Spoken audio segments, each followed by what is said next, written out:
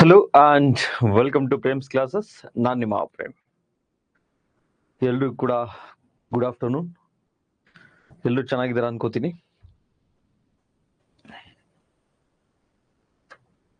ಭವ್ಯ ma'am, very good afternoon. Okay, Ayyappa sir ನಮಸ್ಕಾರ. ಕೇಳಿಸ್ತಾ ಇದೆ ಅಲ್ವಾ? ನೀಟಾಗಿ ಕಾಣಿಸ್ತಾ ಇದ್ದೀನಿ ಅಲ್ವಾ ನಾನು? ಚಂದನ ಮೇಡಮ್ ನಮಸ್ಕಾರ. Aishwarya Patel ma'am good afternoon. Sanjana ma'am ನಮಸ್ಕಾರ. ಎಲ್ಲವೂ ಕ್ಲಿಯರ್ ಇದೆಯಾ? Yes, very good. ಎಲ್ಲರೂ ಕೂಡ ಚೆನ್ನಾಗಿದ್ದೀರಾ? ಎಲ್ಲರೂ ಊಟ ಮಾಡಿದ್ರಾ? ಆರಾಮಾಗಿದ್ದೀರಾ? Super Monisha, super ma'am.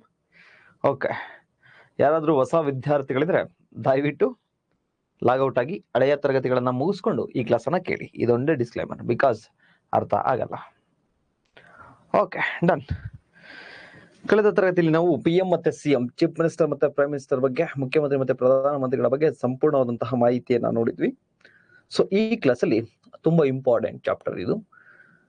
ಈ ಚಾಪ್ಟರ್ ಮುಗಿದ್ರೆ ಬಹುತೇಕ ನಿಮ್ದು ಮುಗ್ದಂಗೆ. ಇನ್ನು ಆಮೇಲೆ ಸ್ಮಾಲ್ ಕಾನ್ಸೆಪ್ಟ್ಸ್ ಇರುತ್ತೆ ಅಷ್ಟೇ. ಪಾರ್ಲಿಮೆಂಟ್ ಅಂಡ್ ಸ್ಟೇಟ್ ಲೆಜಿಸ್ಲೇಚರ್, ಸಂಸತ್ತು ಮತ್ತೆ ರಾಜ್ಯ ಶಾಸಕಾಂಗ ಅಂತ ಹೇಳಿ. ಸೊ ಇದನ್ನು ಸ್ವಲ್ಪ ಡೀಟೇಲ್ಡ್ ಆಗಿ ನೋಡ್ತಾ ಹೋಗೋಣ. ಸೊ ಮತ್ತೆ ತಡ ಶುರು ಮಾಡೋಣ. First one, parliament. Article 79 Constitution of Parliament. There shall be a parliament for the union which shall consist of the president, two houses to be known as respectively as Council of State and House of People. ನಮ್ಮ ಸಂಸತ್ತನ್ನ ನೋಡ್ತಾ ಹೋದ್ರೆ, ನಮ್ಮ ಕೇಂದ್ರ ಸರ್ಕಾರವನ್ನ ನೋಡ್ತಾ ಹೋದ್ರೆ,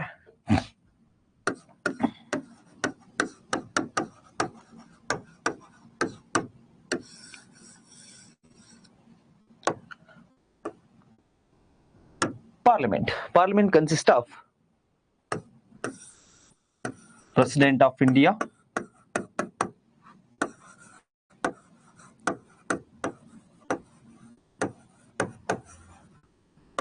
ರಾಷ್ಟ್ರಪತಿಗಳನ್ನ ಒಳಗೊಂಡಿರುತ್ತೆ.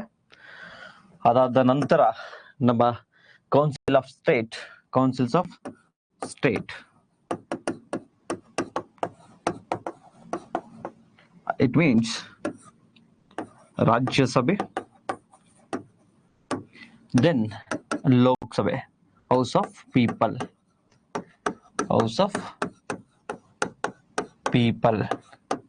ಲೋಕಸಭೆ. So ತಮಗೆ ಗೊತ್ತಿದೆ ಪಾರ್ಲಿಮೆಂಟ್ ಏನೇನ ಒಳಗೊಂಡಿರುತ್ತೆ ಅಂದ್ರೆ, ಭಾರತದ ರಾಷ್ಟ್ರಪತಿಯವರು, councils of state and house of people. ನಮ್ಮ ಒರಿಜಿನಲ್ ಕಾನ್ಸ್ಟಿಟ್ಯೂಷನ್ ಅಲ್ಲಿ, ಮೂಲ ಸಂವಿಧಾನದಲ್ಲಿ councils of state and house of people ಅಂತಕ್ಕಂಥ ಹೆಸರನ್ನ ಬಳಸಿರ್ತಾರೆ, ಇಂಗ್ಲಿಷ್ ವರ್ಡ್ ಅನ್ನ ಬಳಸಿರ್ತಾರೆ. ಸೊ ಅದಾದ ನಂತರ ಅರೌಂಡ್ 1954 ಅಲ್ಲಿ ಈ ಕೌನ್ಸಿಲ್ಸ್ ಆಫ್ ಸ್ಟೇಟ್ ಅಂತಕ್ಕಂಥ ಇರೋದನ್ನ ಹಿಂದಿ ಭಾಷೆಯನ್ನ ಬಳಸ್ತಾ ಹೋಗ್ತೀವಿ. ಸೊ ಕೌನ್ಸಿಲ್ಸ್ ಆಫ್ ಸ್ಟೇಟ್ ಅಂದ್ರೆ ರಾಜ್ಯ ಸಭೆ, ಹೌಸ್ ಆಫ್ ಪೀಪಲ್ ಅಂದ್ರೆ ಲೋಕಸಭೆ. ಸೊ ಇಷ್ಟನ್ನ ಒಳಗೊಂಡಿರುತ್ತೆ ನಮ್ಮ ಪಾರ್ಲಿಮೆಂಟ್. ಅದರಲ್ಲೂ ಕೂಡ ನಾವು ಕಾರ್ಯಾಂಗವನ್ನ ಗಮನಿಸ್ತಾ ಹೋದಾಗ, ಯೂನಿಯನ್ ಎಕ್ಸಿಕ್ಯೂಟಿವ್ ಅನ್ನ ಗಮನಿಸ್ತಾ ಹೋದಾಗ, union executive consist of president of India, vice president, prime ministers, councils of ministers, attorney general of India. ಭಾರತದ ಕೇಂದ್ರ ಸರ್ಕಾರದ ಕಾರ್ಯಾಂಗ ಏನೆಲ್ಲ ಒಳಗೊಂಡಿರುತ್ತೆ ಅಂತ ಆಲ್ರೆಡಿ ಪ್ರಶ್ನೆ ಆಗಿದೆ. ಯಾರನ್ನ ಒಳಗೊಂಡಿರುತ್ತೆ? ರಾಷ್ಟ್ರಪತಿ, ಉಪರಾಷ್ಟ್ರಪತಿ, ಅದಾದ ನಂತರ ಪ್ರಧಾನಮಂತ್ರಿಗಳು, ಅವರ ಕೇಂದ್ರ ಸಚಿವ ಸಂಪುಟ, ನಂತರ ಅಟಾರ್ನಿ ಜನರಲ್, ಭಾರತದ ಅಟಾರ್ನಿ ಜನರಲ್. ಇಷ್ಟನ್ನ ನಮ್ಮ ಎಕ್ಸಿಕ್ಯೂಟಿವ್ ಒಳಗೊಂಡಿರುತ್ತೆ. At A same time parliament ಅಂತಕ್ಕಂಥದ್ದು, ಸಂಸತ್ತು ಅಂತಕ್ಕಂಥದ್ದು ಯಾರನ್ನ ಒಳಗೊಂಡಿರುತ್ತೆ? ರಾಷ್ಟ್ರಪತಿಗಳು, councils of state, house of people. So ನಮ್ಮ ಭಾರತದ ರಾಷ್ಟ್ರಪತಿ ಅವರು ಏನಿದ್ದಾರೆ, is A part of executive and parliament also. ಅಂದ್ರೆ ನಮ್ಮಲ್ಲಿ ಕಾರ್ಯಾಂಗದಲ್ಲಿಯೂ ಕೂಡ ಇವರು ರಾಷ್ಟ್ರಪತಿಗಳು ಇರ್ತಾರೆ. ಅಟ್ ಎ ಸೇಮ್ ಟೈಮ್ ಇವರು ನಮ್ಮ ಪಾರ್ಲಿಮೆಂಟ್ ಅಲ್ಲೂ ಕೂಡ ಇರ್ತಾರೆ. But is not a member of either the house of the parliament. ಆದರೆ ಇವರು ಉಭಯ ಸದನಗಳ ಲೋಕಸಭೆ ಅಂಡ್ ರಾಜ್ಯಸಭೆ, ಲೋಕಸಭೆ ಮತ್ತೆ ರಾಜ್ಯಸಭೆಯ ಸದಸ್ಯರಾಗಿರಲ್ಲ.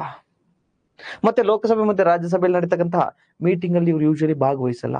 ಅಂದ್ರೂ ಕೂಡ is A integral part of our parliament. ನಮ್ಮ ಸಂವಿಧಾನದ ಇಂಟಿಗ್ರಲ್ ಪಾರ್ಟ್ ಇವರು, ಅವಿಭಾಜ್ಯ ಅಂಗ ಆಗಿರ್ತಾರೆ. ಯಾಕೆ ಅವಿಭಾಜ್ಯ ಅಂಗ ಆಗಿರ್ತಾರೆ ಅಂದ್ರೆ, ನಮ್ಮ ಪಾರ್ಲಿಮೆಂಟ್ ಅನ್ನ ಗಮನಿಸ್ತಾ ಹೋದ್ರೆ, ಸೊ ಯಾವುದೇ ಒಂದು ಬಿಲ್ಲು, ಮಸೂದೆ ರಾಜ್ಯಸಭೆ ಮತ್ತೆ ಲೋಕಸಭೆ ಪಾಸ್ ಮಾಡಿದ ನಂತರ ಆ ಬಿಲ್ಲು ಆಕ್ಟ್ ಆಗ್ಬೇಕು ಅಂದ್ರೆ ರಾಷ್ಟ್ರಪತಿ ಅವರ ಸಿಗ್ನೇಚರ್ ಬೇಕಲ್ವಾ? ಅಂಡರ್ ಆರ್ಟಿಕಲ್ 111 ವಿಧಿ 111 ಪ್ರಕಾರ. ಸೊ ಆಗ್ಲೇ ಆ ಒಂದು ಕಾಯ್ದೆ, ಆ ಒಂದು ಮಸೂದೆ ಕಾಯ್ದೆ ಆಗೋದು, ಆ ಒಂದು ಬಿಲ್ಲು ಆಕ್ಟ್ ಆಗೋದು. ನಂಬರ್ 1. ನಂಬರ್ 2, ನಮ್ಮ ಪಾರ್ಲಿಮೆಂಟ್ನ ಲೋಕಸಭೆ ಅಥವಾ ರಾಜ್ಯಸಭೆಯ ಅಧಿವೇಶನವನ್ನ ಕರೀತಕ್ಕಂಥದ್ದು, summoning and prorogation of the session ಯಾರು ಮಾಡೋದು? ರಾಷ್ಟ್ರಪತಿ ಅವರು, ನಮ್ಮ president on the advice of prime ministers and is councils of ministers. ಪ್ರಧಾನಮಂತ್ರಿಗಳು ಮತ್ತೆ ಅವರ ಸಚಿವ ಸಂಪುಟ ಅಡ್ವೈಸ್ ಮಾಡುತ್ತೆ, ಸಲಹೆಯನ್ನ ಕೊಡುತ್ತೆ ನಮ್ಮ ರಾಷ್ಟ್ರಪತಿ ಅವರೇ ದಯವಿಟ್ಟು ಈಗ ಅಧಿವೇಶನವನ್ನ ಕರೀರಿ ಅಂತೇಳಿ. So prorogation of session and summoning the session, ಅಧಿವೇಶನ ಕರೀತಕ್ಕಂಥದ್ದು, ಮುಕ್ತಾಯ ಮಾಡ್ತಕ್ಕಂಥದ್ದು ರಾಷ್ಟ್ರಪತಿಗಳು.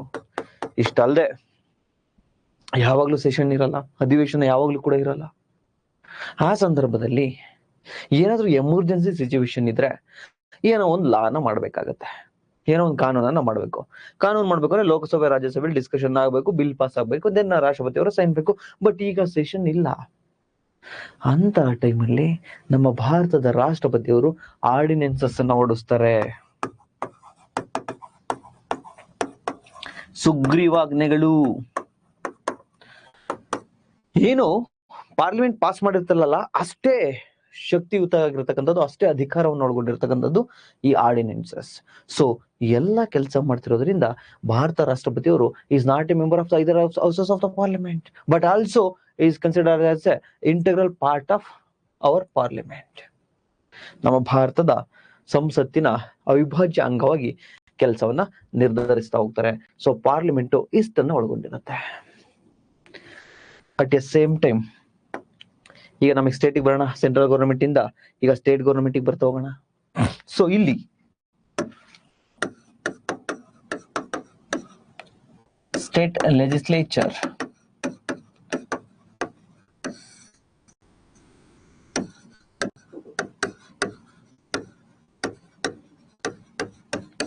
ರಾಜ್ಯ ಶಾಸಕಾಂಗ.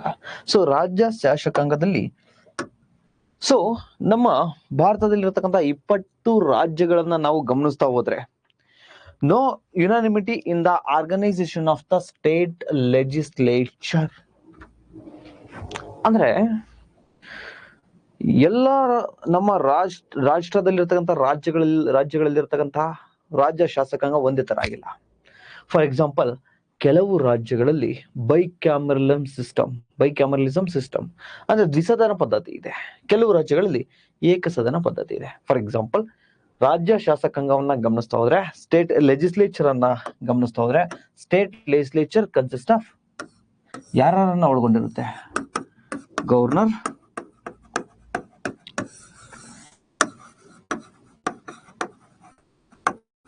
ರಾಜ್ಯಪಾಲರು, ಗವರ್ನರ್ ನಂತರ ಸ್ಟೇಟ್ ಲೆಜಿಸ್ಲೇಟಿವ್ ಅಸೆಂಬ್ಲಿ, ವಿಧಾನಸಭೆ, ನಂತರ ಸ್ಟೇಟ್ ಲೆಜಿಸ್ಲೇಟಿವ್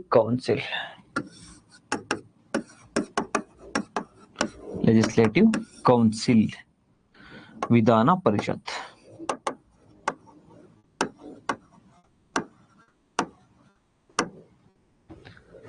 ಸೊ ನಮ್ಮಲ್ಲಿರ್ತಕ್ಕಂಥ 28 ರಾಜ್ಯಗಳು ಏನಿದಾವೆ ಎಲ್ಲವೂ ಕೂಡ ಲೆಜಿಸ್ಲೇಟಿವ್ ಅಸೆಂಬ್ಲಿಯನ್ನ ಒಳಗೊಂಡಿದೆ, ವಿಧಾನಸಭೆಯನ್ನ ಒಳಗೊಂಡಿದೆ. ಆದರೆ ಕೇವಲ 6 ರಾಜ್ಯಗಳು ಮಾತ್ರ ಸ್ಟೇಟ್ ಲೆಜಿಸ್ಲೇಟಿವ್ ಕೌನ್ಸಿಲ್ ಅನ್ನ ಒಳಗೊಂಡಿರ್ತಕ್ಕಂಥದ್ದು. ಏನ್ ಸರ್, ಯಾವ್ಯಾವ ರಾಜ್ಯಗಳು ಸರ್ ಅಂತಂದ್ರೆ, ಕೇವಲ 6 ರಾಜ್ಯಗಳು: ಆಂಧ್ರ ಪ್ರದೇಶ್, ತೆಲಂಗಾಣ, ಮಹಾರಾಷ್ಟ್ರ, ಕರ್ನಾಟಕ, ಉತ್ತರ ಪ್ರದೇಶ್ ಅಂಡ್ ಬಿಹಾರ್. ಸೊ ಈ ಕೇವಲ ಆಂಧ್ರ ಪ್ರದೇಶ್, ತೆಲಂಗಾಣ, ಮಹಾರಾಷ್ಟ್ರ, ಕರ್ನಾಟಕ, ಉತ್ತರ ಪ್ರದೇಶ ಅಂಡ್ ಬಿಹಾರ್, ಈ 6 ರಾಜ್ಯಗಳು ಮಾತ್ರ ಬೈಕ್ಯಾಮರಲಿಸಂ ಸಿಸ್ಟಮ್ ಅಂದ್ರೆ 2 ಸದನಗಳನ್ನ ಒಳಗೊಂಡಿರ್ತಕ್ಕಂಥದ್ದು. ಒಂದು ವಿಧಾನಸಭೆ, ಇನ್ನೊಂದು ವಿಧಾನ ಪರಿಷತ್, ಸ್ಟೇಟ್ ಲೆಜಿಸ್ಲೇಟಿವ್ ಕೌನ್ಸಿಲ್. ಇನ್ನು ಮಿಕ್ಕಿರ್ತಕ್ಕಂಥವೆಲ್ಲವೂ ಕೂಡ ಕೇವಲ ವಿಧಾನಸಭೆಯನ್ನ ಒಳಗೊಂಡಿದೆ. ಸೊ ಇಲ್ಲೂ ಕೂಡ ಅಷ್ಟೇ, governor is A integral part of hour state legislature. Because same reason, ಯಾವುದೇ ಒಂದು ಯಾವುದೋ ಒಂದು ಬಿಲ್ಲು ಆಕ್ಟ್ ಆಗ್ಬೇಕು ಅಂದ್ರೆ, ಮಸೂದೆ ಕಾಯ್ದೆ ಆಗ್ಬೇಕು ಅಂದ್ರೆ ಇವ್ರ ಅಸೆಂಟ್ ಬೇಕು. ಸೊ ಅದೇ ರೀತಿ ಇವರು ಕೂಡ ಸುಗ್ರೀವಾಜ್ಞೆಗಳನ್ನ, ಆರ್ಡಿನೆನ್ಸಸ್ ಅನ್ನ ಓಡಿಸ್ತಾರೆ. ಇವರು ಕೂಡ ಅಧಿವೇಶನವನ್ನ ಕರೀತಕ್ಕಂಥದ್ದು ಮತ್ತೆ ಅಧಿವೇಶನ ಮುಕ್ತಾಯ ಮಾಡ್ತಕ್ಕಂಥದ್ದು, ಇದೇ ಕರ್ತವ್ಯಗಳು ಕೂಡ ಇವರಲ್ಲಿ ಇರ್ತಾರೆ. ಸೊ ಇವರು integral part of hour state legislature. So ಇದಾದ ನಂತರ ನಾವು ಇಲ್ಲಿರ್ತಕ್ಕಂತಹ ಕೌನ್ಸಿಲ್ಸ್ ಆಫ್ ಸ್ಟೇಟ್ ಏನಿದೆ, ರಾಜ್ಯಸಭೆ ಏನಿದೆ, ಇದನ್ನ ನಾವು ಪರ್ಮನೆಂಟ್ ಹೌಸ್ ಅಂತಾನು ಕರಿತಾ ಹೋಗ್ತೀವಿ. ಅಂದ್ರೆ ಡಿಸಾಲ್ವ್ ಆಗಲ್ಲ ಇದು, ಅದ್ರ ಬಗ್ಗೆ ನಾವು ಮಾತಾಡೋಣ. ಸೊ ಪರ್ಮನೆಂಟ್ ಹೌಸ್ ಅಂತ ಕೂಡ ಕರಿತಾ ಹೋಗ್ತೀವಿ. ನೆಕ್ಸ್ಟ್ ಕ್ಲಾಸ್ ಅಲ್ಲಿ ಅದ್ರ ಬಗ್ಗೆ ನಾವು ಮಾತಾಡೋಣ. ಅದ್ರ ಜೊತೆಗೆ ಇದನ್ನ ಅಪ್ಪರ್ ಹೌಸ್ ಅಂತಾನು ಕೂಡ ಕರಿತಾ ಹೋಗ್ತೀವಿ. ಅಂದ್ರೆ ಮೇಲ್ಸದನ, ಮೇಲ್ಮನೆ ಅಥವಾ ಮೇಲ್ಮನೆ ಅಂತ ಹೇಳಿ ಕರಿತಾ ಹೋಗ್ತೀವಿ. ಅದೇ ರೀತಿ ಹೌಸ್ ಆಫ್ ಪೀಪಲ್, ಲೋಕಸಭೆ ಏನಿರುತ್ತಲ್ಲ, ಇದನ್ನ ನಾವು ಕೆಳ ಸದನ, ಲೋವರ್ ಹೌಸ್ ಅಂತ ಹೇಳಿ ಕರಿತಾ ಹೋಗ್ತೀವಿ. ಇಟ್ ಮೀನ್ಸ್ ಲೋಕಸಭೆಯಲ್ಲಿ ಎಂಪಿಗಳನ್ನ ನಾವು ನೇರವಾಗಿ ಎಲೆಕ್ಷನ್ ಮೂಲಕ ಆಗ್ತೀವಿ. ಮೊನ್ನೆಲ್ಲ ವೋಟ್ ಮಾಡೋದ್ವಲ್ವಾ MP ಅವ್ರಿಗೆ. ಸೊ ನಾವೇ ನೇರವಾಗಿ ಮಾಡ್ತಕ್ಕಂಥದ್ದು ಡೈರೆಕ್ಟ್ ಎಲೆಕ್ಷನ್ ಇರುತ್ತೆ, ಪ್ರತ್ಯಕ್ಷ ಚುನಾವಣೆ ಇರುತ್ತೆ. ಅದೇ ಇಲ್ಲಿ ರಾಜ್ಯಸಭೆಗೆ ನಾವು ವೋಟ್ ಮಾಡ್ತೀವ? ನೋ, ನಮ್ಮಿಂದ ಏನ್ ಸೆಲೆಕ್ಟ್ ಆಗಿರ್ತಾರಲ್ಲ ಅವ್ರು ವೋಟ್ ಮಾಡ್ತಾ ಹೋಗ್ತಾರೆ. ಅಂದ್ರೆ ಇಂಡೈರೆಕ್ಟ್ ಎಲೆಕ್ಷನ್ ಮೂಲಕ. ಸೊ ಅದನ್ನ ನೋಡ್ತಾ ಹೋಗೋಣ, don't worry. So upper house, lower house. ಅದೇ ರೀತಿ ನಮ್ಮ ರಾಜ್ಯ ಶಾಸಕಾಂಗಕ್ಕೆ ಬಂದ್ರು ಕೂಡ ಅಷ್ಟೇ, ಸ್ಟೇಟ್ ಲೆಜಿಸ್ಲೇಚರ್ ಅನ್ನ, ಸ್ಟೇಟ್ ಲೆಜಿಸ್ಲೇಟಿವ್ ಅಸೆಂಬ್ಲಿಯನ್ನ, ವಿಧಾನಸಭೆಯನ್ನ ನಾವು ಲೋವರ್ ಹೌಸ್, ಕೆಳಮನೆ. ಸೊ ವಿಧಾನ ಪರಿಷತ್ತನ್ನ ಅಪ್ಪರ್ ಹೌಸ್, ಮೇಲ್ಮನೆ ಅಂತೇಳಿ ಕರಿತಾ ಹೋಗ್ತೀವಿ. ಸೊ ನೋಡಿ,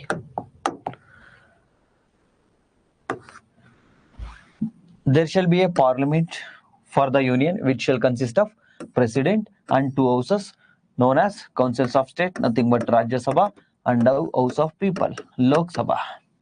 ಯಾವ ಆರ್ಟಿಕಲ್ ಹೇಳುತ್ತೆ ನಮ್ಮ ಪಾರ್ಲಿಮೆಂಟ್ ಏನನ್ನ ಒಳಗೊಂಡಿದೆ ಅಂತ ಹೇಳಿ? ಕಾನ್ಸ್ಟಿಟ್ಯೂಷನ್ ಆಫ್ ಪಾರ್ಲಿಮೆಂಟ್ ಅಂದ್ರೆ ನಮ್ಮ ಸಂಸತ್ತು ಏನನ್ನ ಒಳಗೊಂಡಿರುತ್ತೆ ಅಂತಂದ್ರೆ ಹೇಳ್ತಕ್ಕಂಥ ಆರ್ಟಿಕಲ್ 79. ಸೊ ಇದಾದ ನಂತರ ಅದೇ ನಮ್ಮ ಸ್ಟೇಟ್ ಲೆಜಿಸ್ಲೇಚರ್ ಬಗ್ಗೆ ಹೇಳ್ತಕ್ಕಂತಹ ಆರ್ಟಿಕಲ್ ಯಾವುದು?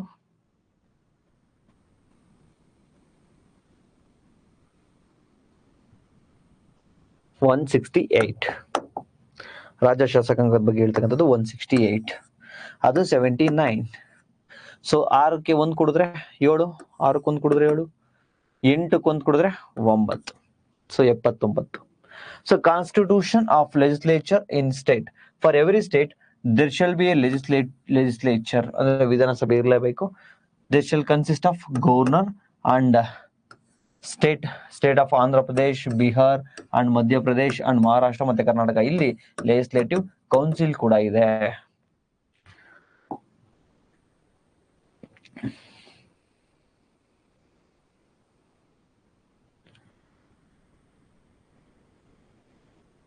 ಓಕೆ, ನೆಕ್ಸ್ಟ್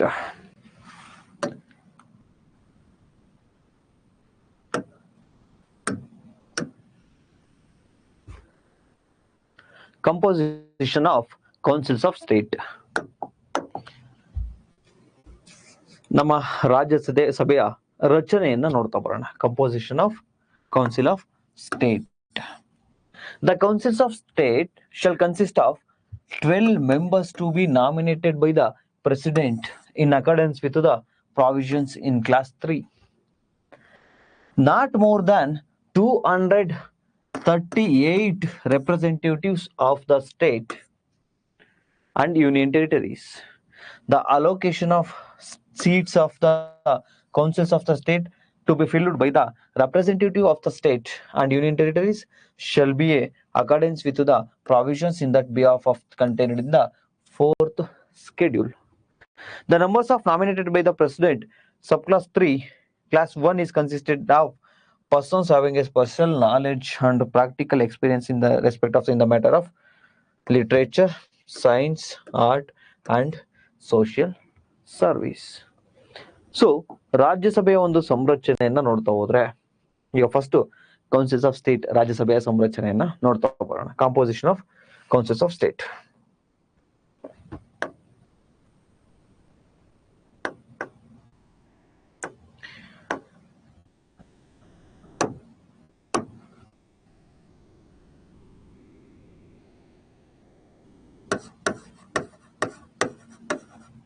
ರಾಜ್ಯಸಭೆ.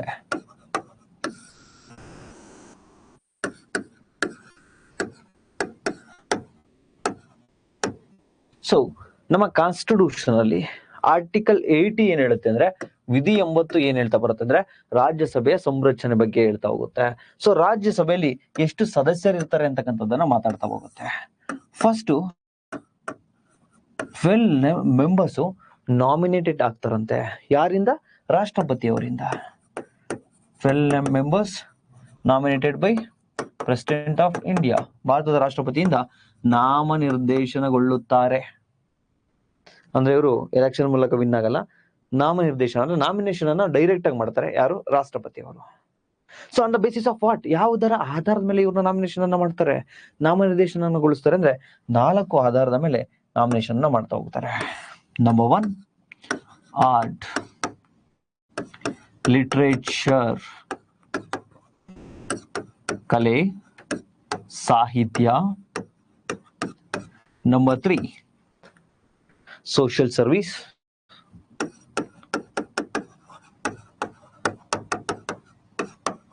ಸಮಾಜ ಸೇವೆ. And science,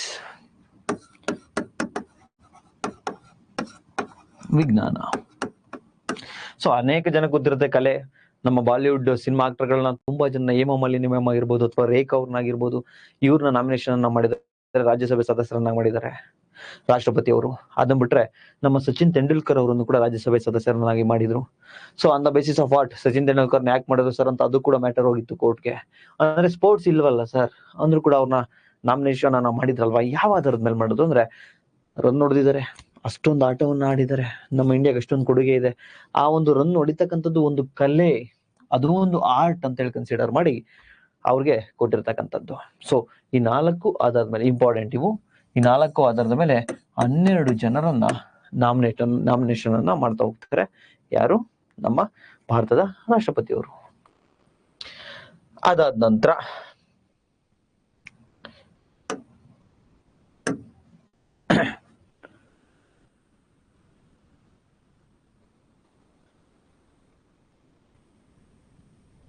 so not more than 238 representatives of state. ನಮ್ಮ ಸ್ಟೇಟ್ ಮತ್ತೆ ಯೂನಿಯನ್ ಟೆರಿಟರೀಸ್ ಅಂದ್ರೆ ಕೇಂದ್ರ ಮತ್ತೆ ಕೇಂದ್ರಾಡಳಿತ ಪ್ರದೇಶ ಮತ್ತೆ ರಾಜ್ಯಗಳಿಂದ ಸುಮಾರು 238 ಜನ ಸದಸ್ಯರು ಆಯ್ಕೆ ಆಗ್ತಾರೆ.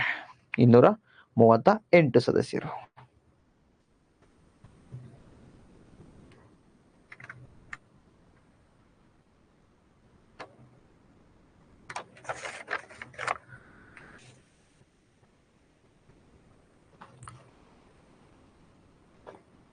One minute.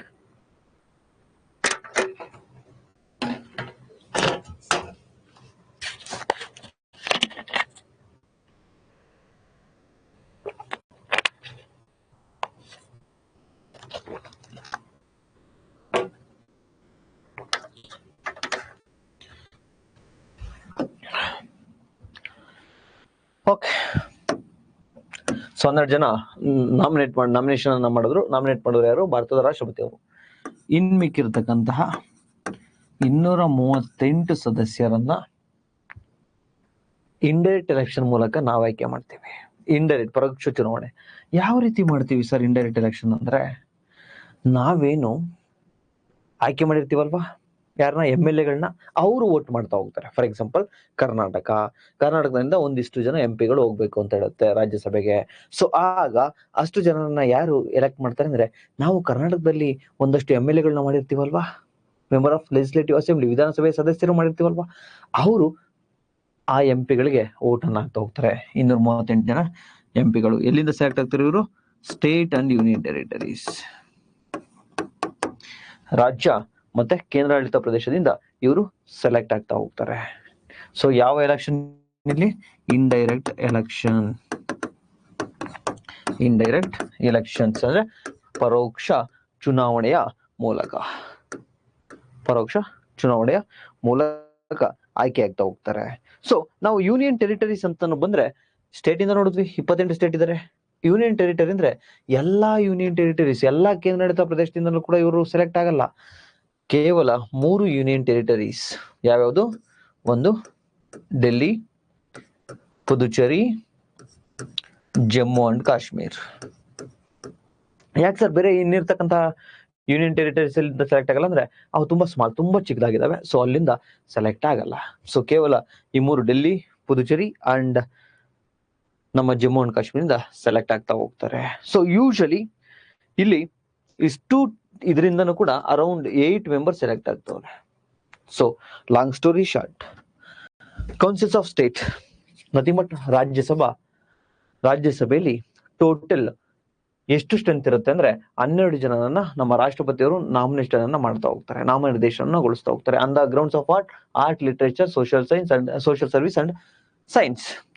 ಕಲೆ, ಸಾಹಿತ್ಯ, ಸಮಾಜ ಸೇವೆ ಮತ್ತೆ ವಿಜ್ಞಾನ, ಇದಕ್ಕೆ ಅಪಾರವಾಗಿರ್ತಕ್ಕಂತಹ ಕೊಡುಗೆ ಕೊಟ್ಟಿರ್ತಕ್ಕಂಥವ್ರನ್ನ ಸೆಲೆಕ್ಟ್ ಮಾಡ್ತಾ ಹೋಗ್ತಾರೆ. ಸೊ ಅದಾದ ನಂತರ ಇನ್ನು 238 ಜನ ಏನಿರ್ತಾರೆ, ಇವ್ರು ಎಲ್ಲಿಂದ ಸೆಲೆಕ್ಟ್ ಆಗ್ತಾರೆ ಅಂದ್ರೆ ರಾಜ್ಯ ಮತ್ತೆ ಕೇಂದ್ರಾಡಳಿತ ಪ್ರದೇಶದಿಂದ. ರಾಜ್ಯದಿಂದ ಹೆಂಗ್ ಸರ್ ಸೆಲೆಕ್ಟ್ ಮಾಡ್ತಾರೆ ಅವ್ರನ್ನ ಅಂತಂದ್ರೆ, ನಾವೇನ್ MLA ಗಳು ಓಟ್ ಹಾಕಿರ್ತಾರಲ್ಲ ಅವ್ರು ಓಟ್ ಹಾಕ್ತಾ ಹೋಗ್ತಾರೆ.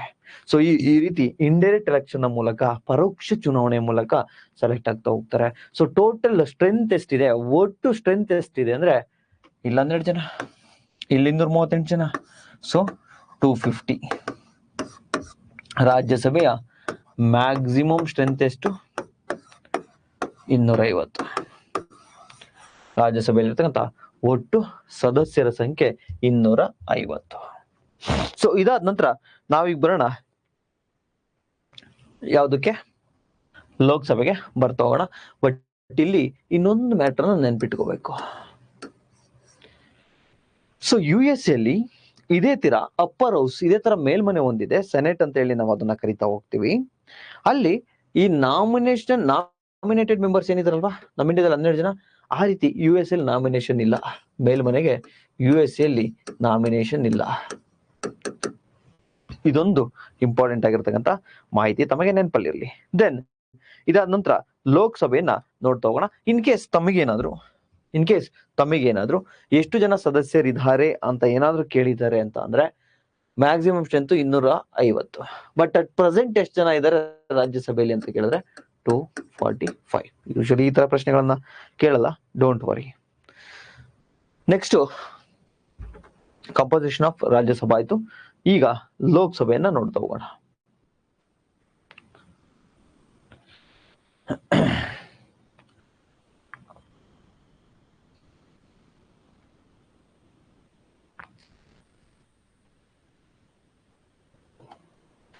ಎಸ್ ನೋಡಿ, ನಮ್ಮ ಸಂವಿಧಾನದಲ್ಲೇ ಮೆನ್ಷನ್ ಆಗಿದೆ, the representative of each state. ಅಂದ್ರೆ ರಾಜ್ಯದಿಂದ ಏನ್ ರೆಪ್ರೆಸೆಂಟೇಟಿವ್ ಅಂದ್ರೆ ಜನಪ್ರತಿನಿಧಿಗಳು ಸೆಲೆಕ್ಟ್ ಆಗ್ತಾರಲ್ಲ ರಾಜ್ಯಸಭೆಗೆ, ಎಲ್ಲಿಗೆ? ಕೌನ್ಸಿಲ್ ಆಫ್ ಸ್ಟೇಟ್, ರಾಜ್ಯಸಭೆಗೆ ಸೆಲೆಕ್ಟ್ ಆಗ್ತಾರಲ್ಲ ರಾಜ್ಯಗಳಿಂದ. So elected by the elected members of legislative assemblies of that concern state. ಅಂದ್ರೆ ಯಾವ ರಾಜ್ಯದಿಂದ ಆಯ್ಕೆ ಆಗ್ತಿದಾರಲ್ಲ ಎಂಪಿಗಳು, ಆ ರಾಜ್ಯದಲ್ಲಿ ಇರ್ತಕ್ಕಂಥ MLA ಗಳಿಂದ ಎಲೆಕ್ಟ್ ಆಗ್ತಾರೆ. MLA ಗಳಿಂದ ಚುನಾವಣೆಯನ್ನು ಗೊಳ್ತಾ ಹೋಗ್ತಾರೆ. ಅಂದ್ರೆ ನಾವೇನು ಓಟ್ ಹಾಕಿರ್ತೀವಿ MLA ಗಳಿಗೆ, ಆ MLA ಗಳು ಓಟ್ ಹಾಕ್ತಾ ಇರ್ತಕ್ಕಂಥದ್ದು ಯಾರಿಗೆ? ರಾಜ್ಯಸಭೆಯ ಸದಸ್ಯರಿಗೆ. Then with system of proportion representation, ಅನುಪಾತ ಪ್ರಾತಿನಿಧ್ಯ by means of single transferable vote. ವರ್ಗಾಯಿಸಬಹುದಾದಂತಹ ಒಂದು ಮತದಾನ, ಅಂದ್ರೆ ಒಬ್ಬ MLA ಗೆ ಒಂದು ಮತದಾನ ಇರುತ್ತೆ. ಯಾವ ಸಿಸ್ಟಮ್ ಅದು ಅಂದ್ರೆ ಅನುಪಾತ ಪ್ರಾತಿನಿಧ್ಯ. So the representative of union territories in the councils of state shall be chosen such manner parliament may be law prescribe. Union territories ಇಂದ ಆಯ್ಕೆ ಆಗ್ತಾರೆ ಅಂತ ಹೇಳಿದ್ವಲ್ವಾ ಸರ್? ಯೂನಿಯನ್ ಟೆರಿಟರೀಸ್ ಇಂದ ಆಯ್ಕೆ ಆಗ್ತಾರೆ ಒಂದು 8 ಜನ ಅಂತ ಹೇಳಿದ್ವಿ. ಆ ಯೂನಿಯನ್ ಟೆರಿಟರೀಸ್ ಇಂದ ಯಾವ ರೀತಿ ಆಯ್ಕೆ ಆಗ್ಬೋದು ಅಂತಕ್ಕಂಥದ್ದನ್ನ ನಮ್ಮ ಪಾರ್ಲಿಮೆಂಟ್, ಸಂಸತ್ತು ಅದ್ರ ಬಗ್ಗೆ ಕ್ಲಾರಿಟಿಯನ್ನ ಕೊಡ್ತಾ ಹೋಗುತ್ತೆ. ಸಂಸತ್ತು ಅಲ್ಲಿ ಯಾವ ರೀತಿ ಬೇಕಾದ್ರೂ ಎಲೆಕ್ಷನ್ ನಡೆಸಬಹುದು, ಸಂಸತ್ತಿಗೆ ಬಿಟ್ಟಿದ್ದು, ಪಾರ್ಲಿಮೆಂಟ್ಗೆ ಬಿಟ್ಟಿರ್ತಕ್ಕಂಥ ವಿಚಾರ. ಸೊ ಇಷ್ಟು ರಾಜ್ಯಸಭೆ ಬಗ್ಗೆ ನಾವು ನೋಡ್ತಾ ಹೋದ್ವಿ. ಈಗ composition of house of people.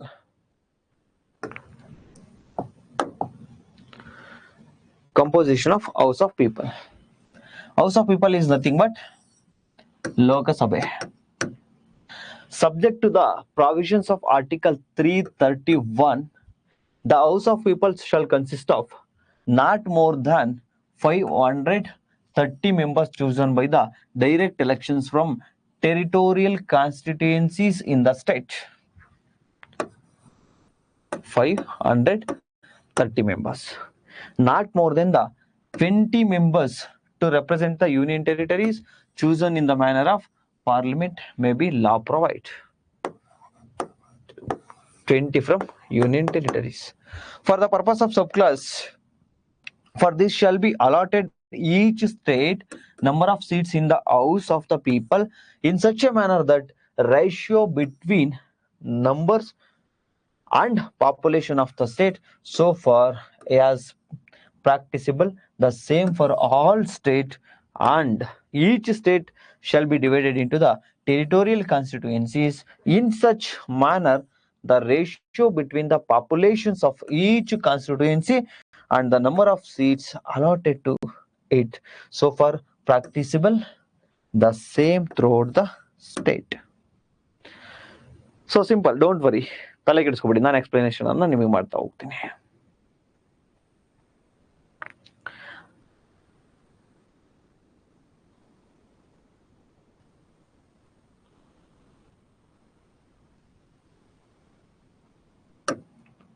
ರಾಜ್ಯಸಭೆಯ ಸಂರಚನೆಯನ್ನ ನೋಡಿದ್ವಿ, ಈಗ ಲೋಕಸಭೆಯನ್ನ ನೋಡ್ತಾ ಬರೋಣ. ಲೋಕಸಭೆ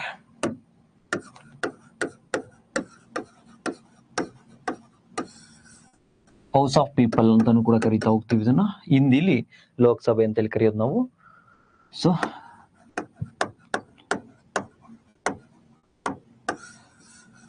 ಸೊ ಲೋಕಸಭೆಗೆ ಡೈರೆಕ್ಟ್ ಎಲೆಕ್ಷನ್, ಪ್ರತ್ಯಕ್ಷ ಚುನಾವಣೆ, ನಥಿಂಗ್ ಬಟ್ ಎಂಪಿಗಳನ್ನ ನಾವೇ ನೇರವಾಗಿ ವೋಟ್ ಮಾಡ್ತೀವಿ. ಸೆಂಟ್ರಲ್ ಗೌರ್ಮೆಂಟ್ ಎಂಪಿ ಎಲೆಕ್ಷನ್ ಬರುತ್ತಲ್ವಾ, ಅವಾಗ ನಾವೇ ಡೈರೆಕ್ಟ್ ಆಗಿ ವೋಟ್ ಹಾಕಿ ಪ್ರಜೆಗಳೇ ನೇರವಾಗಿ ವೋಟ್ ಹಾಕ್ತಿವಿ. ಇದನ್ನ ಡೈರೆಕ್ಟ್ ಎಲೆಕ್ಷನ್ಸ್ ಅಂತ ಹೇಳಿ ನಾವು ಕರಿತಾ ಹೋಗ್ತೀವಿ.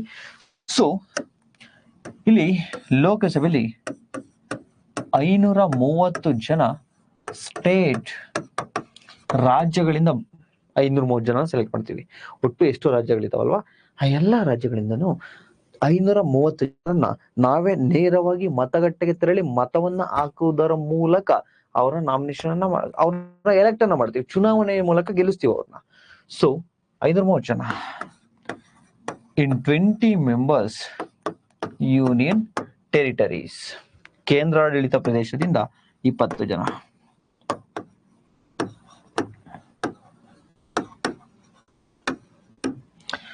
ಸೊ ಇಲ್ಲಿ 530 ಜನನ್ನ ಸೆಲೆಕ್ಟ್ ಮಾಡ್ತಿರಲ್ವಾ, ಯಾವ ರೀತಿ ಸೆಲೆಕ್ಟ್ ಮಾಡ್ತೀವಿ ಅಂದ್ರೆ ಟೆರಿಟೋರಿಯಲ್ ಕಾನ್ಸ್ಟಿಟ್ಯೂಯೆನ್ಸಿ ಅಂದ್ರೆ ಮತಕ್ಷೇತ್ರಗಳನ್ನಾಗಿ ವಿಭಜನೆಯನ್ನ ಮಾಡ್ತಾ ಹೋಗ್ತೀವಿ.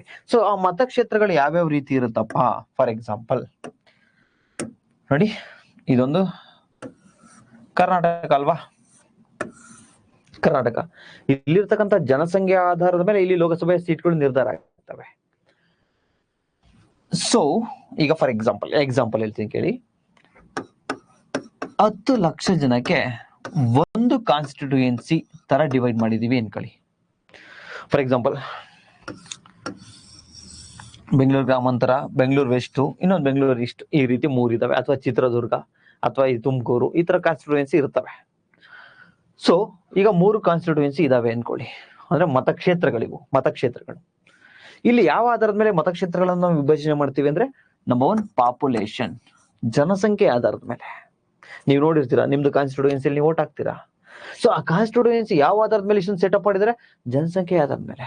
ಫಾರ್ ಎಕ್ಸಾಂಪಲ್ 10 ಲಕ್ಷ ಜನ ಸೇರಿ ಇದು ಒಂದು ಕಾನ್ಸ್ಟಿಟ್ಯೂಷನ್, ಎ ಅಂತಕ್ಕಂಥದ್ದು ಕಾನ್ಸ್ಟಿಟ್ಯೂಯೆನ್ಸಿ, ಇದೊಂದು ಮತಕ್ಷೇತ್ರ. ಬಿ ಯಲ್ಲೂ ಕೂಡ 10 ಇರಬೇಕು, ಸಿ ಯಲ್ಲೂ ಕೂಡ 10 ಲಕ್ಷನೇ ಇರಬೇಕು. ಇಟ್ ಮೀನ್ಸ್ ನಮ್ಮ ಕರ್ನಾಟಕ ರಾಜ್ಯದಲ್ಲಿರ್ತಕ್ಕಂಥ ಪ್ರತಿಯೊಂದು ಕಾನ್ಸ್ಟಿಟ್ಯೂಯೆನ್ಸಿನೂ ಕೂಡ ಜನಸಂಖ್ಯೆ ಆಧಾರದ ಮೇಲೆ ಮಾಡ್ತೀವಿ. ಲೋಕಸಭೆಗೆ ನೆನ್ಪಿರ್ಲಿ, ಲೋಕಸಭೆಗೆ ಜನಸಂಖ್ಯೆ ಆಧಾರದ ಮೇಲೆ ನಾವು ಮಾಡ್ತೀವಿ. ನಮ್ಮ ರಾಜ್ಯದ ತುಂಬೆಲ್ಲವೂ ಕೂಡ ಇಷ್ಟೇ ಇರಬೇಕು, ಇಷ್ಟೇ ಪ್ರಮಾಣ ಇರಬೇಕು, ಸೇಮ್ ಜನಸಂಖ್ಯೆಯನ್ನೇ ನಾವು ಮಾಡ್ತಾ ಹೋಗ್ಬೇಕು. ನಂಬರ್ 1. ನಂಬರ್ 2, ಈ ಪ್ರಮಾಣ ನಮ್ಮ ರಾಜ್ಯದಿಂದ ಥ್ರೂಔಟ್ ದ ಇಂಡಿಯಾ ಎಲ್ಲ ಕಡೆನೂ ನಮ್ಮಲ್ಲಿ 10 ಲಕ್ಷ ಮಾಡಿದ್ರೆ ಬೇರೆ ಕಡೆನೂ 10 ಲಕ್ಷಕ್ಕೆ ಮಾಡ್ತಾ ಹೋಗ್ಬೇಕು. ಬಟ್ ಕೆಲವು ಸ್ಟೇಟ್ಗೆ ಇದು ಅಪ್ಲೈ ಆಗಲ್ಲ. ಫಾರ್ ಎಕ್ಸಾಂಪಲ್ ಸಿಕ್ಕಿಂ ಆಗಿರ್ಬೋದು, ಚಿಕ್ಕ ಚಿಕ್ಕ ರಾಜ್ಯಗಳಿಗೆ ಇದು ಅಪ್ಲೈ ಆಗಲ್ಲ. ಅದನ್ನು ಹೊರತುಪಡಿಸಿ ಇನ್ನೆಲ್ಲವೂ ಕೂಡ ಇದು ಅಪ್ಲೈ ಆಗ್ತಾ ಹೋಗುತ್ತೆ. It means, long story short, ಲೋಕಸಭೆಗೆ ನೇರ ಚುನಾವಣೆ ಮೂಲಕ, ಡೈರೆಕ್ಟ್ ಎಲೆಕ್ಷನ್ ಮೂಲಕ ನಾವೇ ಹೋಗಿ ಓಟನ್ನು ಹಾಕ್ತೀವಿ. ಸೊ ಅಲ್ಲಿ ಪ್ರತಿಯೊಂದು ಮತಗಟ್ಟೆಯಲ್ಲಿ ಕೂಡ ಒಂದು ಮತಕ್ಷೇತ್ರಗಳನ್ನಾಗಿ ಡಿವೈಡ್ ಮಾಡ್ತೀವಿ. ಟೆರಿಟೋರಿಯಲ್ ಕಾನ್ಸ್ಟಿಟ್ಯೂಯೆನ್ಸಿ ಆಗಿ ಮಾಡ್ತಾ ಹೋಗ್ತೀವಿ on the basis of population. ಆ ಟೆರಿಟೋರಿಯಲ್ ಕಾನ್ಸ್ಟಿಟ್ಯೂಯೆನ್ಸಿ, ಈ ಮತಕ್ಷೇತ್ರಗಳನ್ನ ಏನ್ ಮಾಡ್ತೀವಲ್ಲ, ಆ ಮತಕ್ಷೇತ್ರಗಳು ರಾಜ್ಯದ ಎಲ್ಲೆಡೆ ಒಂದೇ ಸಂಖ್ಯೆಯನ್ನ ಒಳಗೊಂಡಿರ್ಬೇಕು, ಜನಸಂಖ್ಯೆ ಸೇಮ್ ಇರಬೇಕು. ಅದನ್ನ ನಮ್ಮ ರಾಜ್ಯದಿಂದ ಬೇರೆ ರಾಜ್ಯ ಕಂಪೇರ್ ಮಾಡಿದ್ರು ಅಷ್ಟೇ ಇರಬೇಕು. ನಂಬರ್ 1. ಸೊ ಪಾಪ್ಯುಲೇಷನ್ ಮೇಲೆ ನಾವು ಮಾಡ್ತಾ ಇದ್ವಲ್ವಾ, ಇಂಡಿಯಾವನ್ನ ತೆಗೆದುಕೊಂಡಾಗ usually southern part of India, ಭಾರತದ ದಕ್ಷಿಣ ಭಾಗ ನಾವೇನಿದ್ದೀವಿ, ಕರ್ನಾಟಕ ಆಗಿರ್ಬೋದು, ತೆಲಂಗಾಣ ಆಗಿರ್ಬೋದು, ತಮಿಳುನಾಡು ಆಗಿರ್ಬೋದು, ಕೇರಳ ಆಗಿರ್ಬೋದು, ಯೂಶಲಿ ನಮ್ದು ಫ್ಯಾಮಿಲಿ ಪ್ಲಾನಿಂಗ್ ಚೆನ್ನಾಗಿದೆ, ಮಕ್ಕಳನ್ನ ಕಮ್ಮಿ ಮಾಡ್ಕೊತಿದೀವಿ, ಜನಸಂಖ್ಯೆ ಕಮ್ಮಿ ಇದೆ. ಸ್ವಲ್ಪ ನಾರ್ದನ್ ಪಾರ್ಟ್ ಆಫ್ ಇಂಡಿಯಾ ನೋಡಿದ್ರೆ, ನಮ್ಮ ಉತ್ತರ ಭಾರತವನ್ನ ನೋಡ್ತಾ ಹೋದ್ರೆ ಮಕ್ಕಳು ಮಾಡದ ಕೆಲಸ ಆಗ್ಬಿಟ್ಟಿದೆ. ಸಿಕ್ಕಾಪಟ್ಟೆ ಪಾಪ್ಯುಲೇಷನ್. ಬಿಹಾರ ತಗೊಳ್ಳಿ, ಉತ್ತರ ಪ್ರದೇಶ ತಗೊಳ್ಳಿ, ಎಲ್ಲ ಕಡೆ ಸಿಕ್ಕಾಪಟ್ಟೆ ಪಾಪ್ಯುಲೇಷನ್, ಜನಸಂಖ್ಯೆ ಜಾಸ್ತಿ. ಜನಸಂಖ್ಯೆ ಆಧಾರದ ಮೇಲೆ ಎಷ್ಟು ಸೀಟ್ ಕೊಡ್ಬೇಕು ಲೋಕಸಭೆಗೆ ಅಂತ ಏನಾದ್ರು ಡಿಸೈಡ್ ಮಾಡ್ತಾ ಇದೀವಲ್ವಾ ನಾವು, ಅವ್ರಿಗೆ ಅಡ್ವಾಂಟೇಜ್ ಆಗುತ್ತಲ್ವಾ. ಅಂದ್ರೆ ಜಾಸ್ತಿ ಎಂಪಿಗಳು ಸಿಗ್ತಾರಲ್ಲ, ಅಲ್ಲಿ ಜಾಸ್ತಿ ಅಭಿವೃದ್ಧಿ ಕಾರ್ಯಗಳನ್ನ ಮಾಡ್ಕೋಬಹುದಲ್ವಾ. ಸೆಂಟ್ರಲ್ ಗೌರ್ಮೆಂಟ್ ಅನ್ನ ರಚನೆ ಮಾಡ್ಲಿಕ್ಕೆ ಅವ್ರ ಪಾತ್ರ ಜಾಸ್ತಿ ಆಗುತ್ತಲ್ವಾ, ಜಾಸ್ತಿ ಎಂಪಿಗಳು ಅಲ್ಲಿಂದ ಹೋದ್ರೆ. ಅದಕ್ಕೆ 1950, 60, 71 ಇಲ್ಲಿವರೆಗೂ ಕೂಡ ಸೆನ್ಸಸ್, ಪಾಪ್ಯುಲೇಷನ್ ಸೆನ್ಸಸ್ ಮಾಡ್ತಾ ಇದ್ರು. ಆಧಾರದ ಮೇಲೆ ನಡ್ಕೊಂಡು ಹೋಗ್ತಾ ಇತ್ತು ಎಲೆಕ್ಷನ್. ಜಾಸ್ತಿ ಆದಂಗೆ ಜಾಸ್ತಿ ಸೀಟನ್ನ ಮಾಡ್ತಾ ಇದ್ರು ನಮ್ಮ ನಾರ್ದನ್ ಪಾರ್ಟ್ ಆಫ್ ಇಂಡಿಯಾ, ಭಾರತದ ಉತ್ತರಾರ್ಧ ಭಾಗದಲ್ಲಿ, ನಥಿಂಗ್ ಬಟ್ ಉತ್ತರ ಭಾಗ. ಇದಕ್ಕೆ ಸೌತ್ ಸ್ವಲ್ಪ ದಂಗೆ ಎದ್ದೇಳ್ತಾರೆ. ನಾವು ನೀಟಾಗಿ ಫ್ಯಾಮಿಲಿ ಪ್ಲಾನಿಂಗ್ ಮಾಡ್ತಾ ಇದ್ದೀವಿ, ನಾವು ಇಷ್ಟು ದೇಶಕ್ಕೋಸ್ಕರ ಕೊಡುಗೆಯನ್ನ ಕೊಡ್ತಾ ಇದ್ದೀವಿ. ನೀವು ನೋಡಿದ್ರೆ ಅಲ್ಲಿ ಮೇಲ್ಗಡೆ ಇರ್ತಕ್ಕಂತಹ ಉತ್ತರಾರ್ಧ ಭಾಗದಲ್ಲಿ ಇರ್ತಕ್ಕಂತಹ ಜನರು ಮಕ್ಕಳನ್ನ ಮಾಡ್ತಾ ಇದ್ರೆ ಅವರಿಗೆ ಫೇವರ್ ಆಗಿ ನೀವು ಇದನ್ನ ಮಾಡ್ತಾ ಇದ್ದೀರಾ. ಸೊ ಇದನ್ನ ಬದಲಾವಣೆ ತನ್ನಿ ಅಂತ ಹೇಳಿ ಇಲ್ಲಿ ಹೋರಾಟಗಳು ಶುರುವಾಗ್ತವೆ. ಹಾಗೆ ಏನ್ ಮಾಡ್ತಾರೆ ಅಂದ್ರೆ 1971ರಲ್ಲಿ ನೋಡಿ, ಇಲ್ಲಿಗೆ ಸಾಕು, ಈಗ ಎಷ್ಟು ಮಾಡಿದೀವ ಇಷ್ಟೇ ಸೀಟ್ ಇರಲಿ, ಇನ್ ಮುಂದಕ್ಕೆ ಸೀಟ್ ಆಗೋದ್ ಬೇಡ, ಅಪ್ ಟು 2001. ಸೊ ಸೆನ್ಸಸ್ 1971 ತೆಗೆದುಕೊಳ್ಳೋಣ ಅಂತ ಹೇಳಿ ನಿರ್ಧಾರ ಮಾಡ್ಕೊಂಡ್ರು. ಅದಾದ ನಂತರ ಅದನ್ನ ಬದಲಾವಣೆ ಮಾಡ್ಕೊಂಡು 84th constitution amendment act, 1987 constitution amendment act, ಈ ರೀತಿ ಬದಲಾವಣೆಯನ್ನ ಮಾಡ್ಕೊಂಡು ಬರ್ತಾರೆ. ಸೊ ನಿಮ್ಗೆ ಅದ್ ಬೇಡ, ಲಾಂಗ್ ಸ್ಟೋರಿ ಶಾರ್ಟ್, ನಿಮಗೆ ಬೇಕಾಗಿರ್ತಕ್ಕಂಥದ್ದು ಈಗ ಎಲ್ಲಾ ಕಾನ್ಸ್ಟಿಟ್ಯೂಯೆನ್ಸಿಲೂ ಕೂಡ ಸೇಮ್ ಇರಬೇಕು. ನಂಬರ್ 1, ಡೈರೆಕ್ಟ್ ಎಲೆಕ್ಷನ್ ಮೂಲಕ ಇವ್ರನ್ನ ಚುನಾವಣೆಯನ್ನ ಮಾಡ್ತೀವಿ. ಸೊ ಈಗ ಟೋಟಲ್ ನಂಬರ್ ಎಷ್ಟಾಯ್ತು ಲೋಕಸಭೆಯಲ್ಲಿ? 530 ಪ್ಲಸ್ 20 ಯೂನಿಯನ್ ಟೆರಿಟರೀಸ್, ಕೇಂದ್ರಾಡಳಿತ ಪ್ರದೇಶದಿಂದ 550 ಆಯ್ತು. ಇಫ್ ಆಂಗ್ಲೋ ಇಂಡಿಯನ್ ಏನಾದ್ರೂ ರೆಪ್ರೆಸೆಂಟೇಷನ್ ಕಡಿಮೆ ಇದೆ ನಮ್ಮ ಪಾರ್ಲಿಮೆಂಟ್ ಅಲ್ಲಿ ಅಂತ ಏನಾದ್ರು ಪ್ರೆಸಿಡೆಂಟ್ ಅನ್ಸಿದ್ರೆ, ರಾಷ್ಟ್ರಪತಿಗೆ ಅನ್ಸಿದ್ರೆ, ಆಂಗ್ಲೋ ಇಂಡಿಯನ್ ಅವಾಗ ಬಂದಿರ್ತಾರಲ್ಲ ಬ್ರಿಟಿಷ್ ಅವ್ರು ಇಲ್ಲೇ ಸೆಟ್ಲ್ ಆಗಿ ಇಲ್ಲೇ ಇರ್ತಕ್ಕಂಥವ್ರು, ಆಂಗ್ಲೋ ಇಂಡಿಯನ್ ಏನಾದ್ರು ಬೇಕು ಅಂತ ಅನ್ಸಿದ್ರೆ ಇಬ್ರನ್ನ ರೆಪ್ರೆಸೆಂಟೇಷನ್ ಅನ್ನ ಮಾಡಬಹುದಿತ್ತು. ಬಿಫೋರ್ 2020, 2020ಗಿಂತ ಮುಂಚೆ ಇಬ್ರು ಆಂಗ್ಲೋ ಇಂಡಿಯನ್ ಇದ್ರು. ಅಲ್ಲಿಗೆ 530, 550 ಪ್ಲಸ್ ಇಬ್ರು 552 ಜನ ಇದ್ರು ಮುಂಚೆ. ಬಟ್ ಈಗ ಎಷ್ಟಿದ್ದಾರೆ ಅಂತಂದ್ರೆ, ಈ Anglo Indian 104th constitution amendment act 2019, 104ನೇ ಸಂವಿಧಾನದ ತಿದ್ದುಪಡಿ ಮೂಲಕ ಈ ಇಬ್ರು ಆಂಗ್ಲೋ ಇಂಡಿಯನ್ ಈಗಿಲ್ಲ. 2019ರಲ್ಲಿ ತಿದ್ದುಪಡಿಯನ್ನ ಮಾಡಿದ್ರು, ಈಗ ಆಂಗ್ಲೋ ಇಂಡಿಯನ್ ಇಲ್ಲ. ಸೊ ಈಗ ಎಷ್ಟು ಜನ ಇದ್ದಾರೆ? 530 ರಾಜ್ಯಗಳಿಂದ, 20 ಜನ ಕೇಂದ್ರಾಡಳಿತ ಪ್ರದೇಶದಿಂದ. ಟೋಟಲ್ ನಂಬರ್ ಎಷ್ಟಿದೆ ಅಂದ್ರೆ 550. ಯಾರಿಗೋ ವಾಯ್ಸ್ ಏಕೋ ಹೋಗ್ತಾ ಇದೆಯಂತೆ, ಹೌದಾ? ಗಂಗಾಧರ್ ಅಂತಕ್ಕಂಥವ್ರು ಹೇಳಿ ಸರ್.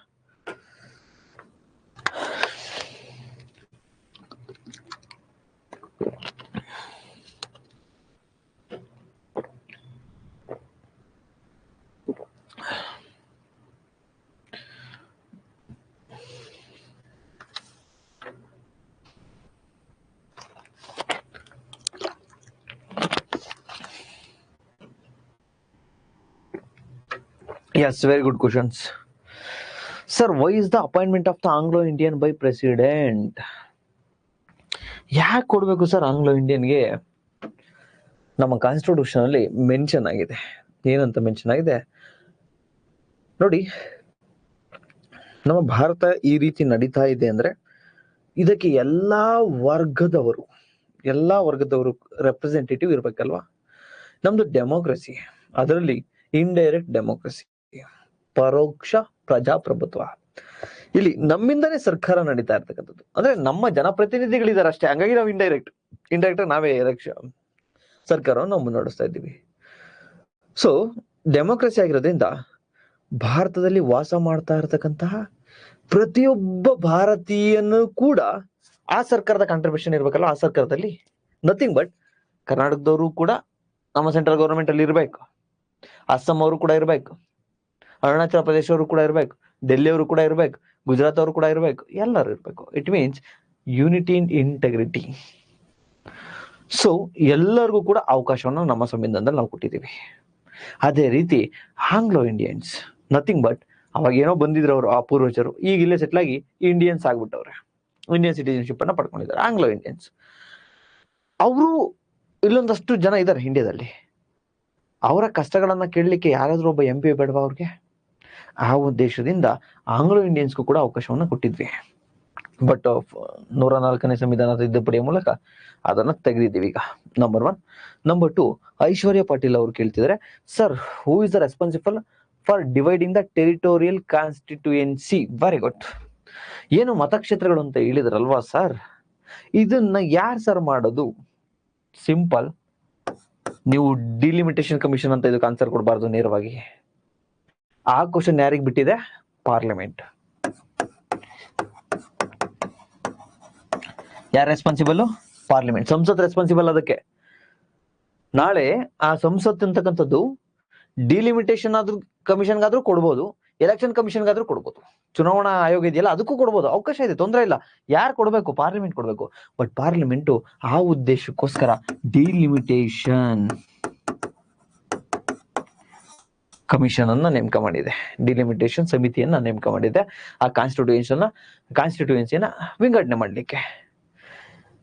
ಬಟ್ ಇಲ್ಲಿ ಸ್ಟ್ರೈಕ್ ಆಗಿದೆ, ಪಾಪ್ಯುಲೇಷನ್ ಅಲ್ಲಿ ಜಾಸ್ತಿ ಆಗ್ತಾ ಇದೆ ಸರ್, ಹಂಗಾಗಿ ಬೇಡ ಅಂತ. ಸೊ ಈಗ ಏನ್ ಮಾಡಿದ್ದಾರೆ ಗೊತ್ತಾ? ಇಂಟರ್ನಲ್ ಡಿಲಿಮಿಟೇಷನ್ ಅನ್ನ ಮಾಡಿಸ್ತಾ ಇದ್ದಾರೆ. ಫಾರ್ ಎಕ್ಸಾಂಪಲ್, ಇದು ಸ್ವಲ್ಪ ಜಾಸ್ತಿ ಆಗ್ಬೋದು ತಮ್ಗೆ, ಅಂದ್ರೂ ಕೂಡ ಹೇಳ್ಕೊಡ್ತೀನಿ, ಸುಮ್ನೆ ಕೇಳ್ಕೊಡಿ ಆಯ್ತಾ, ಸ್ವಲ್ಪ ಡೀಪ್ ಆಗಿರ್ಲಿ. ಈಗ ನಮ್ಗೆ ಅವಕಾಶ ಇಲ್ಲ, ಏನಕ್ಕೆ? ಪಾಪ್ಯುಲೇಷನ್ ಈಗ ಆದ ತಕ್ಷಣ ಈಗ ನೆಕ್ಸ್ಟ್ 2020 ನೆಕ್ಸ್ಟ್ ಪಾಪ್ಯುಲೇಷನ್ ಇದೆಯಲ್ಲ, ಆ 26ಗೆ ಆ ಪಾಪ್ಯುಲೇಷನ್ ಸೆನ್ಸಸ್ ಅನ್ನ ಪರಿಗಣಿಸಬಹುದು. ಬಟ್ ಅದ್ ನೆಕ್ಸ್ಟ್ ಎಲೆಕ್ಷನ್ ಅಲ್ಲೇ ಬರೋದು, ಅದು ಬೇಡ. ಈಗ ನಿಮ್ಗೆ ಇಂಟರ್ನಲ್ ಡಿಲಿಮಿಟೇಷನ್ ಇಲ್ಲಿ ಗೊತ್ತಿರ್ಬೇಕು. ಐಶ್ವರ್ಯ ಪಾಟೀಲ್ ಅವ್ರು ಕೇಳಿರೋದ್ರಿಂದ ಹೇಳ್ಕೊಡ್ತಾ ಇದ್ದೀನಿ.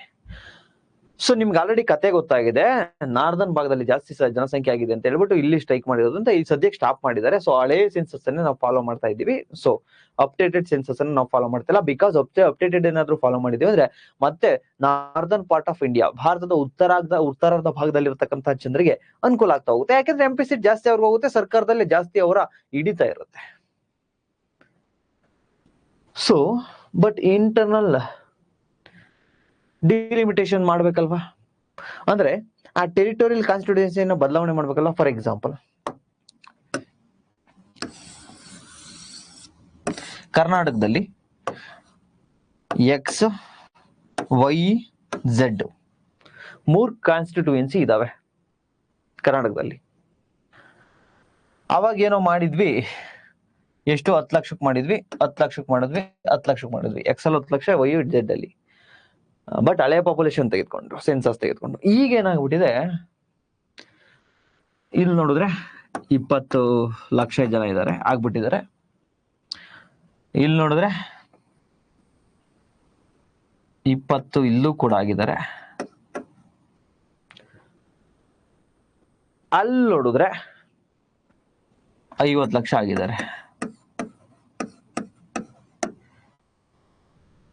ಬಟ್ ಒಂದೇನಿದೆ ಅಂದ್ರೆ, ಆಯ್ತು ಇನ್ನ ಲೋಕಸಭೆ ಸ್ಥಾನಗಳನ್ನ ಜಾಸ್ತಿ ಮಾಡಲ್ಲ ಅಂತೇಳಿ ಹೇಳ್ಬಿಟ್ಟಿದ್ದಾರೆ. ಬಿಕಾಸ್ ಜಾಸ್ತಿ ಮಾಡಿದ್ರೆ ನಾರ್ತ್ ಅವ್ರಿಗೆ ಇದಾಗುತ್ತಲ್ವಾ. ಸೊ ಈಗ 3 ಇರ್ಬೇಕು ಲೋಕಸಭಾ ಸ್ಥಾನ. ಇಲ್ಲಿ ನಮ್ಮ ರಾಜ್ಯದಲ್ಲಿ 3 ಇದಾವೆ, 3 ಇರ್ಬೇಕು. ಜಾಸ್ತಿ ಆಗಂಗಿಲ್ಲ ಈಗ. ಬಟ್ ಇಲ್ಲಿ ನೋಡಿದ್ರೆ ಪಾಪ್ಯುಲೇಷನ್ ಜಾಸ್ತಿ ಆಗಿದೆ. ಒಂದ್ ಕಡೆ 50 ಲಕ್ಷ ಜನ ಓಟ್ ಹಾಕ್ತವ್ರೆ, ಒಂದ್ ಕಡೆ 20 ಲಕ್ಷ ಜನ, ಇನ್ನೊಂದ್ ಕಡೆ 20 ಲಕ್ಷ ಜನ. ಮುಂಚೆ ಎಲ್ರಿಗೂ ಸಮಾನಾಗಿ 10 ಲಕ್ಷ ಜನ ಕಿತ್ತು. ಹಾಗೇನ್ ಮಾಡ್ತಾರೆ ಗೊತ್ತಾ, 20 ಲಕ್ಷ ಜನ ಇದಾರಲ್ಲ, ಇಲ್ಲಿ ಸ್ವಲ್ಪ ಜಾಸ್ತಿ ಮಾಡ್ತಾರೆ. ಎಷ್ಟು ಮಾಡ್ತಾರೆ? 30 ಲಕ್ಷಕ್ಕೆ.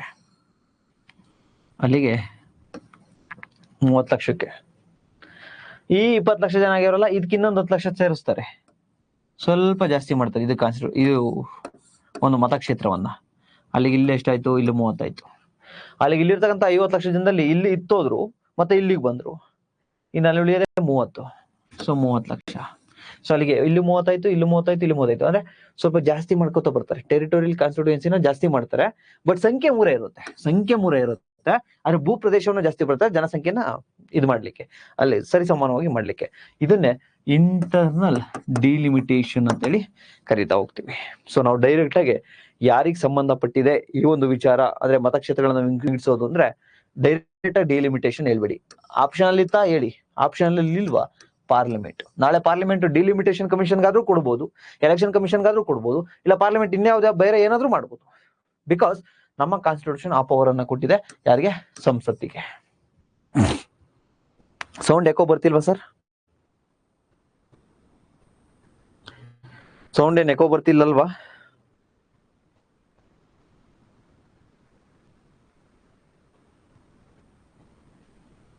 Okay, done. ಸೊ ಲೋಕಸಭೆ ಮತ್ತೆ ರಾಜ್ಯಸಭೆ ಕಂಪೋಸಿಷನ್, ಸಂರಚನೆಯನ್ನ ನೋಡ್ತಾ ಬಂದ್ವಿ. ದಯವಿಟ್ಟು ಇವತ್ತು ರಿವಿಷನ್ ಮಾಡ್ಬಿಡಿ.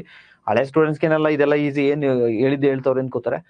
ಹೊಸ ಸ್ಟೂಡೆಂಟ್ಸ್ಗೆ ಅರ್ಥ ಆಗಲ್ಲ. ಸೊ ಒಂದ್ಸತಿ ರಿವಿಷನ್ ಅನ್ನ ಮಾಡಿ. ಸೊ ಲೋಕಸಭೆ ಆಯ್ತು, ರಾಜ್ಯಸಭೆ ಆಯ್ತು. ಮುಂಚೆ ಇಲ್ಲಿ ಅಡಲ್ಟ್ ಫ್ರಾಂಚೈಸಿ ಈಗಲೂ ಕೂಡ ಅಷ್ಟೇ, ಅಂದ್ರೆ ವಯಸ್ಕ ಮತದಾನದ ಮೂಲಕ ಮತವನ್ನ ನಾವು ಆಗ್ತಾ ಇದೀವಿ ಡೈರೆಕ್ಟ್ ಆಗಿ. ಎಲ್ಲಿ? ಲೋಕಸಭೆಗೆ ಡೈರೆಕ್ಟ್ ಎಲೆಕ್ಷನ್. 18 ವರ್ಷ ಯಾರ್ಯಾರಿಗೆ ತುಂಬಿದೆಯೋ ಅವರೆಲ್ಲರೂ ಕೂಡ ಎಲೆಕ್ಷನ್ಗೆ ಸಾರ್ವತ್ರಿಕ ಚುನಾವಣೆ ಮೂಲಕ ಅಡಲ್ಟ್ ಫ್ರಾಂಚೈಸಿ ಮೂಲಕ ಆಗ್ತಾ ಇದ್ದೀವಿ, ಮತವನ್ನ ಆಗ್ತಾ ಇದ್ದೀವಿ.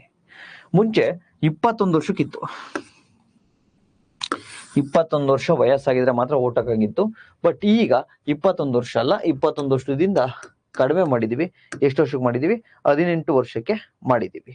ಸೊ 21 ವರ್ಷ ಇದ್ದಿದ್ದ 18 ವರ್ಷಕ್ಕೆ ಮಾಡಿರ್ತಕ್ಕಂತಹ ತಿದ್ದುಪಡಿ ಯಾವುದು ಅಂದ್ರೆ 61 ಕಾನ್ಸ್ಟಿಟ್ಯೂಷನಲ್ ಅಮೆಂಡ್ಮೆಂಟ್ ಆಕ್ಟ್, 61ನೆಯ ಸಂವಿಧಾನದ ತಿದ್ದುಪಡಿ ಕಾಯ್ದೆ.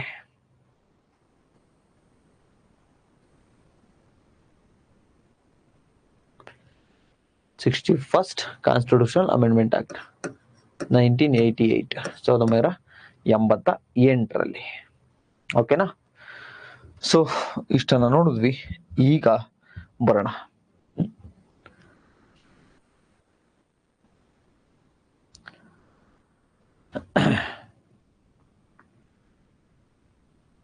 ನೋಡಿ. Each state shall divided into the territorial constituency. ನಮ್ಮ ರಾಜ್ಯವನ್ನ ಮತಕ್ಷೇತ್ರಗಳಾಗಿ ವಿಂಗಡಣೆಯನ್ನ ಮಾಡ್ತೀವಿ. In such manner that ratio between the population of each constituency, ಅಂದ್ರೆ ಪ್ರತಿಯೊಂದು ಮತಕ್ಷೇತ್ರದಲ್ಲಿ ಪಾಪ್ಯುಲೇಷನ್ ಜನಸಂಖ್ಯೆಯ ಆಧಾರದ ಮೇಲೆ ನಾವು ಈಕ್ವಲ್ ಆಗಿ ಡಿವೈಡ್ ಮಾಡ್ಬೇಕಾಗುತ್ತೆ. And the number of seat allotted to it is so far practicable in the same throughout the state. ಅಂದ್ರೆ ನಮ್ಮ ಸ್ಟೇಟ್ ಅಲ್ಲಿ ಥ್ರೂಔಟ್ ಎಲ್ಲಾ ಒಂದು ಕಾನ್ಸ್ಟಿಟ್ಯೂಯೆನ್ಸಿಯಲ್ಲೂ ಸೇಮ್ ಇರಬೇಕು. ನಮಗೆ ಅನುಕೂಲ ಆಗಂಗ್ ಮಾಡ್ಕೊಳಂಗಿಲ್ಲ. ಎಲ್ಲ ಕಡೆ ಸೇಮ್ 30 ಲಕ್ಷ 30 ಲಕ್ಷ, 10 ಲಕ್ಷ 10 ಲಕ್ಷ, ಆ ರೀತಿ. ಸೊ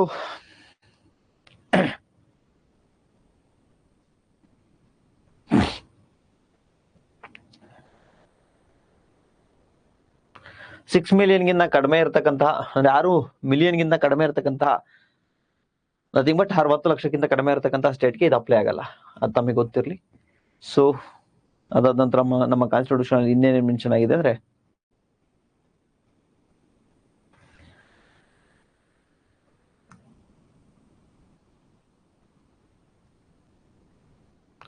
ಟೂ 2026 ಅಲ್ಲಿ ಆಗುತ್ತೆ.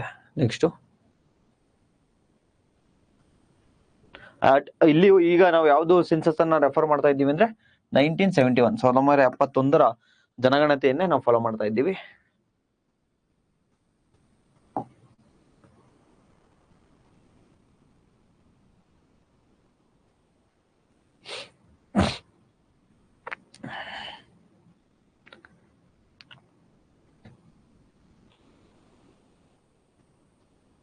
ಬಟ್ ಇಂಟರ್ನಲ್ ಇದಕ್ಕೆ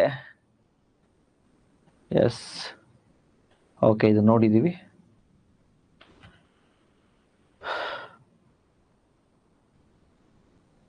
ಎಸ್, ಆರ್ಟಿಕಲ್ 82 ಅನ್ನ ನೋಡಿ. Readjustment after each census.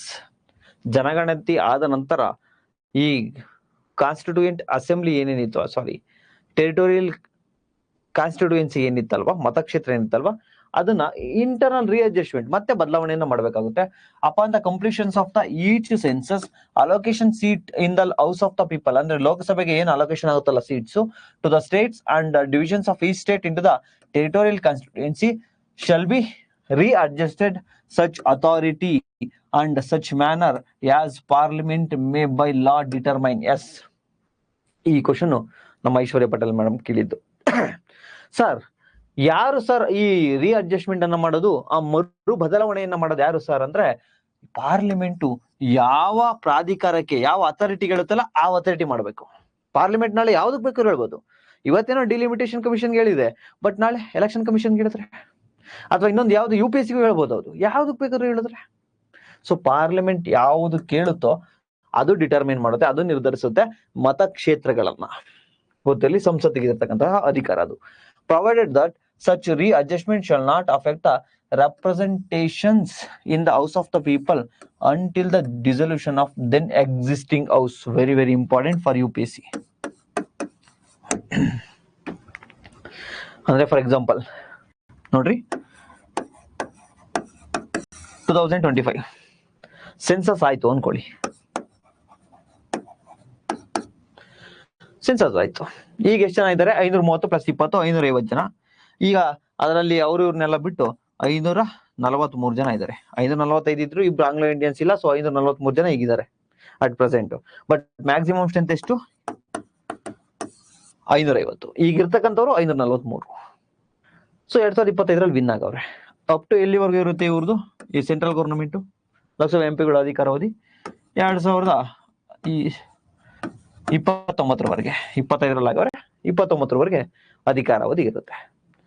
In case 2026 census ನಡೀತು, 2026 ಸೆನ್ಸಸ್ ನಡೀತು ಅನ್ಕೊಳ್ಳಿ ಮಧ್ಯದಲ್ಲಿ. ನೋಡಿ, 2025ರಲ್ಲಿ ವಿನ್ ಆಗಿದ್ರು, ಬಿಜೆಪಿ ಗೌರ್ಮೆಂಟ್ ಇದೆ. ಎಷ್ಟು ಲೋಕಸಭೆ ಸೀಟ್ ಇದಾವೆ? 543 ಸೀಟ್ ಇದಾವೆ. ಸೊ ನೆಕ್ಸ್ಟ್ ಎಲೆಕ್ಷನ್ ನಡೀತಾ ಇರ್ತಕ್ಕಂಥದ್ದು ಯಾವಾಗ? 2029ಕ್ಕೆ. ಸೊ ಈ ನಡುವೆ ಮಧ್ಯದಲ್ಲಿ 2026ಕ್ಕೆ ಸೆನ್ಸಸ್ ಆಗ್ಬಿಡುತ್ತೆ. ಮಧ್ಯದಲ್ಲಿ ಸೆನ್ಸಸ್ ಆಗ್ಬಿಟ್ಟು ಈ ಸೆನ್ಸಸ್ ಅನ್ನ ಫಾಲೋ ಮಾಡ್ತೀವಿ ನಾವು.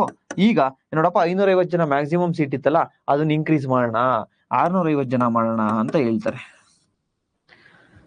ಬಟ್ ಈಗ ಆಲ್ರೆಡಿ ಇನ್ನ 5 ವರ್ಷ ಇರುತ್ತಲ್ವಾ, ಇವ್ರು ಮತ್ತೆ 100 ಜನ ಸದಸ್ಯರನ್ನ ಆಯ್ಕೆ ಮಾಡ್ತಾರ?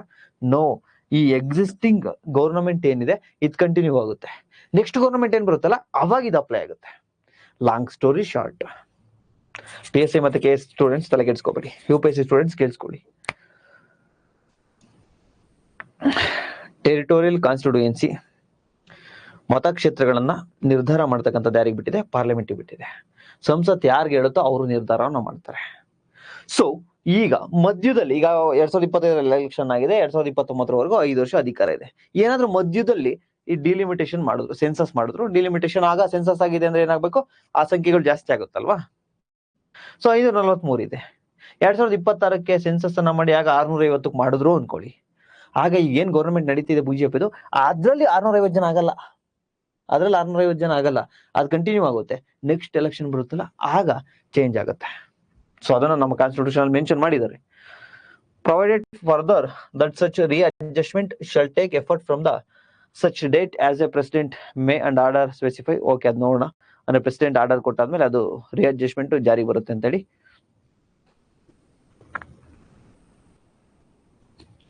ನೆಕ್ಸ್ಟ್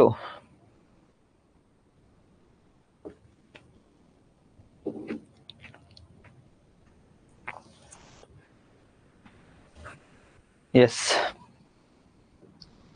ಇಲ್ಲಿಗೆ ನಿಮ್ಮ ಕಂಪೋಸಿಷನ್ ಮುಗೀತು. ಯಾವುದು? ರಾಜ್ಯಸಭೆ ಮತ್ತೆ ಲೋಕಸಭೆ. ರಾಜ್ಯಸಭೆಯಲ್ಲಿ ಎಷ್ಟಿರ್ತಾರೆ? 250. ಲೋಕಸಭೆಯಲ್ಲಿ ಎಷ್ಟಿರ್ತಾರೆ? 550. 552 ಮುಂಚೆ ಇತ್ತು, ಹಳೆ ಬುಕ್ಸ್ ಅಪ್ಡೇಟ್ ಮಾಡ್ಕೊಳ್ಳಿ. ಆಂಗ್ಲೋ ಇಂಡಿಯನ್ಸ್ ಇಲ್ಲ, ಸೊ 550. ಲೋಕಸಭೆಗೆ ಡೈರೆಕ್ಟ್ ಎಲೆಕ್ಷನ್, ರಾಜ್ಯಸಭೆಗೆ ಇಂಡೈರೆಕ್ಟ್ ಎಲೆಕ್ಷನ್. ನಾವೇನ್ ಸೆಲೆಕ್ಟ್ ಮಾಡಿರ್ತೀವಲ್ವ MLAಗಳು ಅವ್ರು ಓಟ್ ಹಾಕ್ತಾರೆ, ಬಟ್ ಲೋಕಸಭೆಗೆ ನಾವೇ ಡೈರೆಕ್ಟ್ ಆಗಿ ಓಟನ್ನ ಮಾಡ್ತೀವಿ. ಸೊ ಇಷ್ಟನ್ನ ನೀವು ನೋಡ್ತಾ ಬಂದ್ರಿ. ಈಗ ಬರೋಣ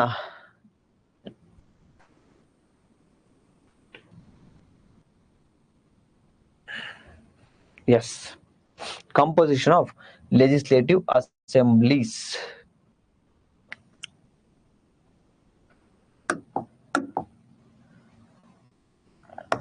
So subject to composition of legislative assemblies, ವಿಧಾನಸಭೆಯ ಸಂರಚನೆಗೆ ಬಗ್ಗೆ ಕಾನ್ಸ್ಟಿಟ್ಯೂಷನ್ ಏನ್ ಹೇಳುತ್ತೆ under article 170. So legislative assembly to each state shall consist not more than 500. ಅಲ್ಲಿಗೆ ಮ್ಯಾಕ್ಸಿಮಮ್ ಸ್ಟ್ರೆಂತ್ ಎಷ್ಟನ್ನ ಮಾಡಿದ್ದಾರೆ ಇವರು? ಪ್ರತಿಯೊಂದು ವಿಧಾನಸಭೆ ಪ್ರತಿಯೊಂದು ರಾಜ್ಯದಲ್ಲಿ ಕೂಡ ಮ್ಯಾಕ್ಸಿಮಮ್ 500 ಜನ ಇರ್ಬೋದು. But minimum not less than 60. Minimum ಕನಿಷ್ಠ ಎಷ್ಟಿರ್ಬೇಕು? 60 ಜನ. ಗರಿಷ್ಠ ಮ್ಯಾಕ್ಸಿಮಮ್ 500 ಜನ ಇರಬೇಕು. Chosen by the direct election from the territorial constituencies in the state. For the purpose of class, each state shall be divided into the territorial constituencies in such a manner ratio between the population of each constituency and number of seats allocated shall so far. So idu kuda same explain martini, don't worry. And then population means asserted, okay, provided for the reference of the explanation of the last preceding census which is relevant to the figures has been published shall be until the relevant figures of the first census after taken upon the completion of the census total number of the seats into the legislative assembly each state and division of the each state territorial constituency shall be readjusted by the authority and in such manner parliament may be law determined. So provided the readjustment shall not be affect the representatives in the legislative assembly until the dissolution of the existing assembly.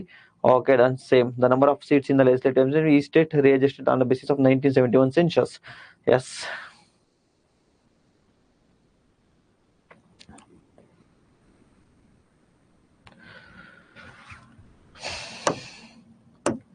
So ನಾವು ನಮ್ಮ parliament ಸಂಸತ್ತಿನಲ್ಲಿ ಲೋಕಸಭೆ ಯಾವ ರೀತಿ ಇತ್ತು ಅದೇ procedure ಅನ್ನ follow ಮಾಡ್ತೀವಿ legislative assembly ವಿಧಾನಸಭೆಗೆ.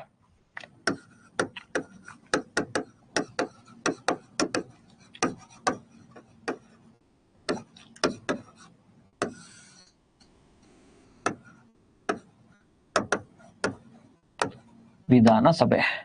ಸೊ ವಿಧಾನಸಭೆನ ನಾವೇನಂತ ಹೇಳಿ ಕರಿತೀವಿ? Lower house, ಕೆಳಮನೆ. ಸೊ ಅಲ್ಲಿ ಯಾವ್ದನ್ನ ಕೆಳಮನೆ ಅಂತ ಕರೆದ್ವಿ? ಲೋಕಸಭೆಯನ್ನ ಅಲ್ಲಿ ಕೆಳಮನೆ ಅಂತ ಹೇಳಿ ಕರೆದ್ವಿ ಪಾರ್ಲಿಮೆಂಟ್ ಅಲ್ಲಿ. ಅದೇ ರೀತಿ ನಮ್ಮ ರಾಜ್ಯ ಶಾಸಕಾಂಗದಲ್ಲಿ ಯಾವ್ದು ಕೆಳಮನೆ? ಲೆಜಿಸ್ಲೇಟಿವ್ ಅಸೆಂಬ್ಲಿ, ವಿಧಾನಸಭೆ. ಇವ್ರಿಗೆ ಯಾವ ರೀತಿ ಎಲೆಕ್ಷನ್ ಮಾಡ್ತೀವಿ? MLAಗಳನ್ನ ಯಾವ ರೀತಿ? ನಾವೇ ಡೈರೆಕ್ಟ್ ಆಗಿ ಓಟ್ ಹಾಕ್ತಿವಲ್ವಾ? ಲೋಕಸಭೆಗೆ ಹೆಂಗೆ ನಾವು ಡೈರೆಕ್ಟ್ MP ಗೆ ಓಟ್ ಹಾಕ್ತಿವೋ ಅದೇ ರೀತಿ ನಾವೇ ಓಟ್ ಹಾಕ್ತಿವಿ ಡೈರೆಕ್ಟ್ ಆಗಿ. ಸೊ ಡೈರೆಕ್ಟ್ ಎಲೆಕ್ಷನ್, ಪ್ರತ್ಯಕ್ಷ ಚುನಾವಣೆ ಮೂಲಕ ನಮ್ಮ ಕಾನ್ಸ್ಟಿಟ್ಯೂಷನ್ ಅಂಡರ್ ಆರ್ಟಿಕಲ್ 170 ವಿಧಿ 170ರಲ್ಲಿ ಏನ್ ಹೇಳುತ್ತೆ? ವಿಧಿ 170ರಲ್ಲಿ ಸಿಂಪಲ್ ಮ್ಯಾಕ್ಸಿಮಮ್ ಎಷ್ಟಿರ್ಬೇಕು?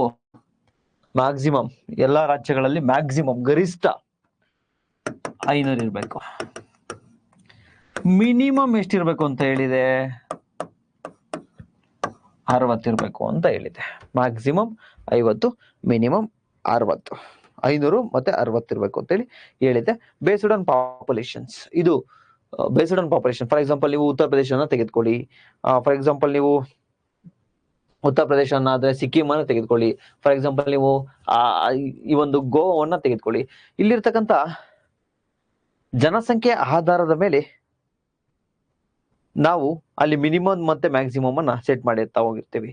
ಸೊ ಮಿನಿಮಮ್ 60 ಇರ್ಬೇಕು ಅಂತ ಹೇಳಿ ನಮ್ಮ ಸಂವಿಧಾನದ ವಿಧಿ 170 ಹೇಳುತ್ತೆ. ಕನಿಷ್ಠ 60 ಜನ ಇರ್ಬೇಕು ಅಂತ ಹೇಳಿ. ಆದರೆ ಒಂದು ನೆನಪಿರ್ಲಿ, ಸಿಕ್ಕಿಂ,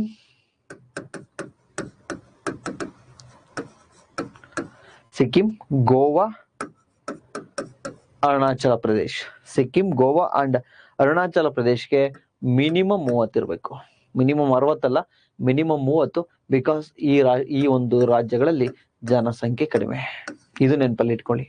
ಸಿಕ್ಕಿಂ, ಗೋವಾ ಮತ್ತೆ ಅರುಣಾಚಲ ಪ್ರದೇಶ್. ನೆಕ್ಸ್ಟ್ ಮಿಜೋರಾಂ ಮತ್ತೆ ಅದೇ ರೀತಿ ಇನ್ನೆರಡು ನೆನಪಿಟ್ಕೊಳ್ಳಿ, ಮಿಜೋರಾಂ. ಮಿಜೋರಾಂ ಮತ್ತೆ ನಾಗಾಲ್ಯಾಂಡ್. ಮಿಜೋರಾಂ ಮತ್ತೆ ನಾಗಾಲ್ಯಾಂಡ್. ಮಿಜೋರಾಂ ಅಲ್ಲಿ ಮಿನಿಮಮ್ ಎಷ್ಟು? 40. ಇಲ್ಲಿ ನಾಗಾಲ್ಯಾಂಡ್ ಅಲ್ಲಿ ಮಿನಿಮಮ್ ಎಷ್ಟು? 46. ಮ್ಯಾಕ್ಸಿಮಮ್ ಎಷ್ಟು? ಅವರ ಇದಕ್ಕೆ ಅನುಗುಣವಾಗಿ, ಅವರ ಜನಸಂಖ್ಯೆಗೆ ಅನುಗುಣವಾಗಿ ಇರ್ತಕ್ಕಂಥದ್ದು.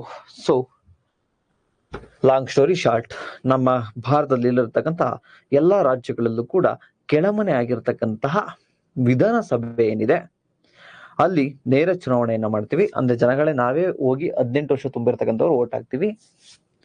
ಓಟ್ ಅನ್ನ ಮಾಡಿ ಆಯ್ಕೆಯನ್ನ ಮಾಡ್ತಾ ಹೋಗ್ತೀವಿ ನಮ್ಮ MLA ಗಳನ್ನ. ಸೊ ಮಿನಿಮಮ್ ಎಷ್ಟು ಜನ ಇರ್ಬೇಕು ಅಂತ ನಮ್ಮ ಸಂವಿಧಾನ ಹೇಳುತ್ತೆ? ಮಿನಿಮಮ್ 60 ಜನ ಇರ್ಬೇಕು, ಕನಿಷ್ಠ 60 ಜನ ಇರ್ಬೇಕು, ಗರಿಷ್ಠ ಎಷ್ಟು ಜನ ಇರ್ಬೇಕು? 500 ಜನ ಇರ್ಬೇಕು.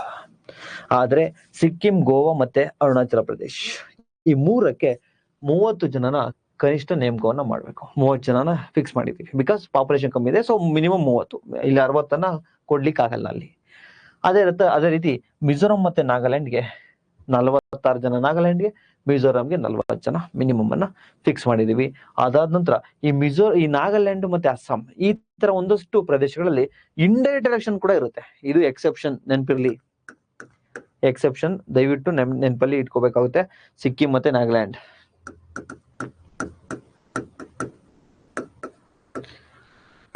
ಸಿಕ್ಕಿಂ ಮತ್ತೆ ನಾಗಾಲ್ಯಾಂಡ್ ಏನಿದೆ ಇಲ್ಲಿ ಇಂಡೈರೆಕ್ಟ್ ಎಲೆಕ್ಷನ್ ಇರುತ್ತೆ, ಪರೋಕ್ಷ ಚುನಾವಣೆ. ಬಿಕಾಸ್ ಟ್ರೈಬಲ್ ಏರಿಯಾ ಆಗಿರೋದ್ರಿಂದ ಟೈಮ್ಸ್ ಅಲ್ಲಿ ನಮ್ಮ ಕಾನ್ಸ್ಟಿಟ್ಯೂಷನ್ ಪರೋಕ್ಷ ಚುನಾವಣೆಯನ್ನ ಇಟ್ಟಿದೆ. ಅಂದ್ರೆ ಅಲ್ಲಿಂದ ಆಯ್ಕೆ ಆಗಿರ್ತಕ್ಕಂಥವ್ರಿಗೆ ಇವ್ರನ್ನ ಆಯ್ಕೆ ಮಾಡ್ತಕ್ಕಂಥದ್ದು. ಅಂದ್ರೆ ಅಲ್ಲಿ ಎಜುಕೇಶನ್ ಕಡಿಮೆ ಇರುತ್ತಲ್ವಾ, ಸೊ ಹಂಗಾಗಿ. ಸೊ ಇದನ್ನ ನಮ್ಮ ಸಂವಿಧಾನ ಹೇಳ್ತಕ್ಕಂಥದ್ದು related to the composition of legislative assembly. So ಈಗ ಲೆಜಿಸ್ಲೇಟಿವ್ ಅಸೆಂಬ್ಲಿ ಬಗ್ಗೆ ತಮ್ಗೆಲ್ಲರೂ ಕೂಡ ಗೊತ್ತಾಗಿದೆ. ಈಗ ಲೆಜಿಸ್ಲೇಟಿವ್ ಕೌನ್ಸಿಲ್ ಅಂದ್ರೆ ಏನ್ ಮೇಲ್ಮನೆ ಅಂತ ಹೇಳ್ತೀವಲ್ಲ, 6 ರಾಜ್ಯದಲ್ಲಿ ಇದೆ ಅಂತ ಹೇಳಿದ್ವಲ್ಲ, ಆಂಧ್ರ ಪ್ರದೇಶ್, ತೆಲಂಗಾಣ, ಮಹಾರಾಷ್ಟ್ರ, ಕರ್ನಾಟಕ, ಉತ್ತರ ಪ್ರದೇಶ್ ಅಂಡ್ ಬಿಹಾರ್. ಈ 6ರಲ್ಲಿ ಯಾವ ರೀತಿ ಇರುತ್ತೆ ಅಂತ ಹೇಳಿ ನಾವು ನೋಡ್ತಾ ಹೋಗೋಣ.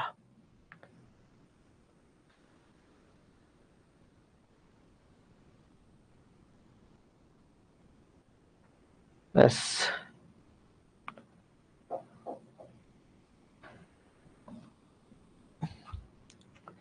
composition of legislative council.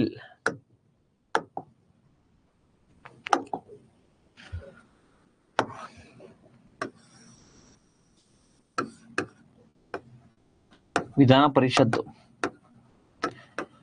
ಈ ವಿಧಾನ ಪರಿಷತ್ ರಿಲೇಟೆಡ್ ತುಂಬಾ ಕ್ವಶನ್ಸ್ ಆಗಿದ್ದಾವೆ KPSC ಎಕ್ಸಾಮ್ ಅಲ್ಲಿ.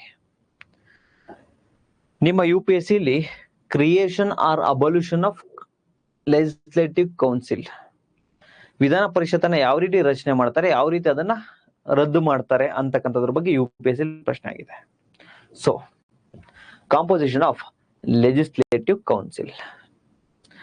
The total member of the legislative council of the state having such council shall not exceed 1/3 of the total number of members in the legislative assemblies of that state. Number 1. Number 2, the total number of the members in legislative council of the state in number of cases, no cases can be less than 40, minimum 40. Then until parliament by law otherwise provide, the composition of the legislative council of the state shall be provided in the class 3 of the total number of the members of the legislative council of the state as nearly may be 1/3 of the elected by the electoral. Okay.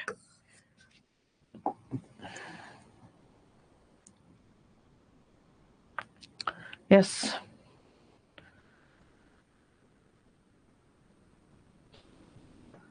Legislative assembly ಆಯ್ತಲ್ವಾ. ಈಗ legislative council,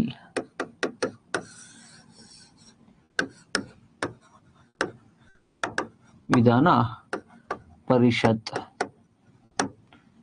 nothing but ಇದು upper house, ಮೇಲ್ಮನೆ ಅಂತ ಹೇಳಿ ಕರಿತಾ ಹೋಗ್ತೀವಿ. ಇದರ composition, ಇದರ ಸಂರಚನೆಯನ್ನ ನೋಡ್ತಾ ಹೋದ್ರೆ ಇಲ್ಲಿ ತಮಗೆ ಗೊತ್ತಿರಲಿ, ನಾವು ವೋಟ್ ಮಾಡಲ್ಲ, ಇಲ್ಲಿ ನಾವು ವೋಟ್ ಮಾಡಲ್ಲ. ಸೊ ಯಾರು ಮಾಡ್ತಾರೆ ಸರ್? MLC ಗಳಿಗೆ ನಾವು ವೋಟ್ ಮಾಡ್ತೀವ, ಯಾರ್ಯಾರು ಮಾಡ್ತಾರೆ ನೋಡ್ತಾ ಹೋಗೋಣ. ಬಟ್ ನಮ್ಮ ಕಾನ್ಸ್ಟಿಟ್ಯೂಷನ್ ಅಲ್ಲಿ ಮ್ಯಾಕ್ಸಿಮಮ್ ಗರಿಷ್ಠ ಎಷ್ಟು ಮೆಂಬರ್ಸ್ ಇರಬೇಕು ಅಂತ ಹೇಳಿದ್ದಾರೆ. ಆರ್ಟಿಕಲ್ 171 ನಲ್ಲಿ ಏನ್ ಹೇಳಿದ್ದಾರೆ? ವಿಧಿ 171ರಲ್ಲಿ ಗರಿಷ್ಠ ಇದು ಇಂಪಾರ್ಟೆಂಟು, ನಿನ್ನೆ ಕ್ವಶನ್ ಅಲ್ಲಿ ಇತ್ತು. 1/3 of legislative 1/3 of members of legislative assembly, ವಿಧಾನ ಪರಿಷತ್ತಿನ 1/3 ಸದಸ್ಯರು ಗರಿಷ್ಠ ಇರಬೇಕು. ಈಗ ವಿಧಾನ ಸಭೆಯಲ್ಲಿ ಎಷ್ಟಿರ್ತಾರೆ ಅದರಲ್ಲಿ 1/3 1/3. ಅಂದ್ರೆ ಫಾರ್ ಎಕ್ಸಾಂಪಲ್ ವಿಧಾನಸಭೆಯಲ್ಲಿ 100 ಜನ MLA ಅನ್ಕೋಣ. 100 ಜನ MLA ಇದ್ರೆ ಅದರಲ್ಲಿ 1/3 ಅಂದ್ರೆ 33 ಜನ ಇಷ್ಟು ಮ್ಯಾಕ್ಸಿಮಮ್ ಇರಬೇಕಾಗುತ್ತೆ. 1/3 of the total members of legislative assemblies of the state.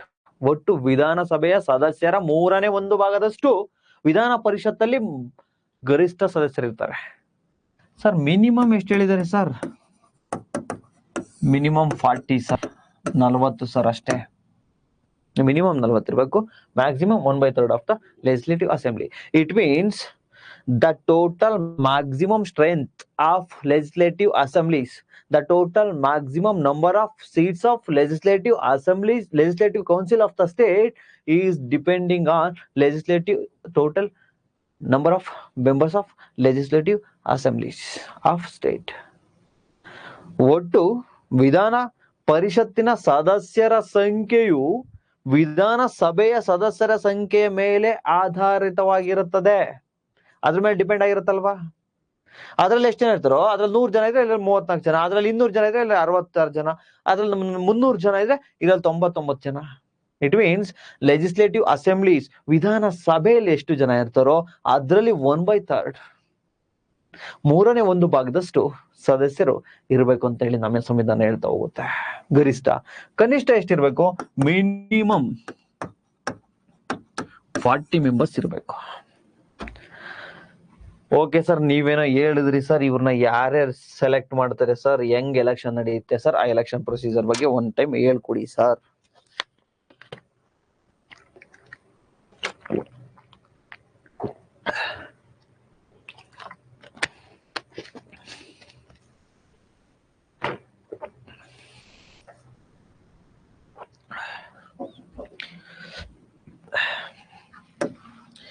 ಇವ್ರನ್ನ ಹೆಂಗೆ ಎಲೆಕ್ಟ್ ಮಾಡ್ತಾರೆ ಅಂದ್ರೆ, ಹೆಂಗೆ ಚುನಾವಣೆ ಮೂಲಕ ಇವ್ರನ್ನ ಸೆಲೆಕ್ಟ್ ಮಾಡ್ತಾರೆ ಅಂದ್ರೆ, ನಂಬರ್ 1 ನೆನ್ಪಿಟ್ಕೊಳ್ಳಿ, 1/3 1/3 ಸದಸ್ಯರನ್ನ 1/3 of members of legislative councils is elected by local bodies. ಸ್ಥಳೀಯ ಸರ್ಕಾರ ಏನಿರ್ತಾವಲ್ವಾ, ಗ್ರಾಮ ಪಂಚಾಯತಿ, ತಾಲೂಕ್ ಪಂಚಾಯತಿ, ಮುನ್ಸಿಪಾಲಿಟಿ, ನಗರಸಭೆ, ಇದ್ರಲ್ಲಿ ಏನ್ ಸದಸ್ಯರು ಇರ್ತಾರಲ್ಲ, ಏನ್ ವಿನ್ ಆಗಿರ್ತಾರಲ್ಲ ಆ ಸ್ಥಳೀಯ ಸಂಸ್ಥೆಗಳಲ್ಲಿ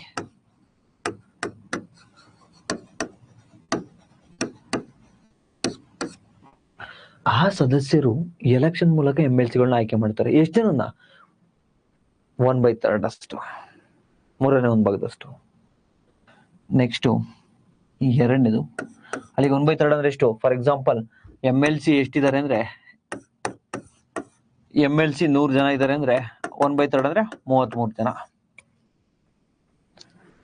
ನೆಕ್ಸ್ಟ್ ಸೆಕೆಂಡ್ನೇದು, 1/3 elected by MLAs.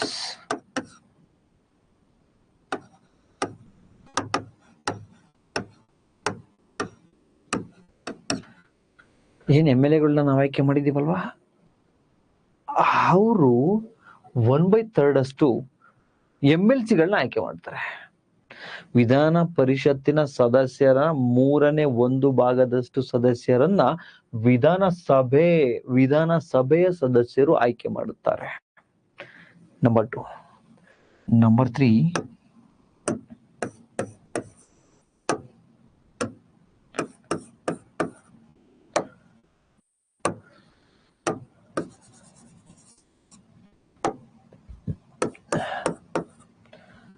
One by 12 ಅಷ್ಟು ಟೀಚರ್ ಕಾನ್ಸ್ಟಿಟ್ಯೂಯೆನ್ಸಿಯಿಂದ ಆಯ್ಕೆ ಆಗ್ತಾರೆ.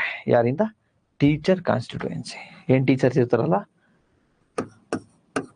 ಶಿಕ್ಷಕರ ಮತಕ್ಷೇತ್ರದಿಂದ ಆಯ್ಕೆ ಆಗ್ತಕ್ಕಂಥವ್ರು ಯಾರು? 1/12 ಅಷ್ಟು. ನೆಕ್ಸ್ಟ್ ನಂಬರ್ 4, 1/12 ಅಷ್ಟು ಡಿಗ್ರಿ ಏನ್ ಮುಗಿಸಿರ್ತಾರಲ್ಲ ನೀವು ಪದವೀಧರರು, ಡಿಗ್ರಿ ಹೋಲ್ಡರ್ಸ್, ಗ್ರಾಜುಯೇಟ್ಸ್.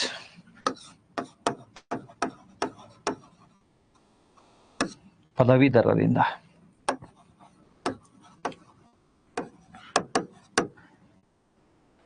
ಇನ್ನ 1/6 6ನೇ 1 ಭಾಗದಷ್ಟು ನಾಮಿನೇಟೆಡ್ ಬೈ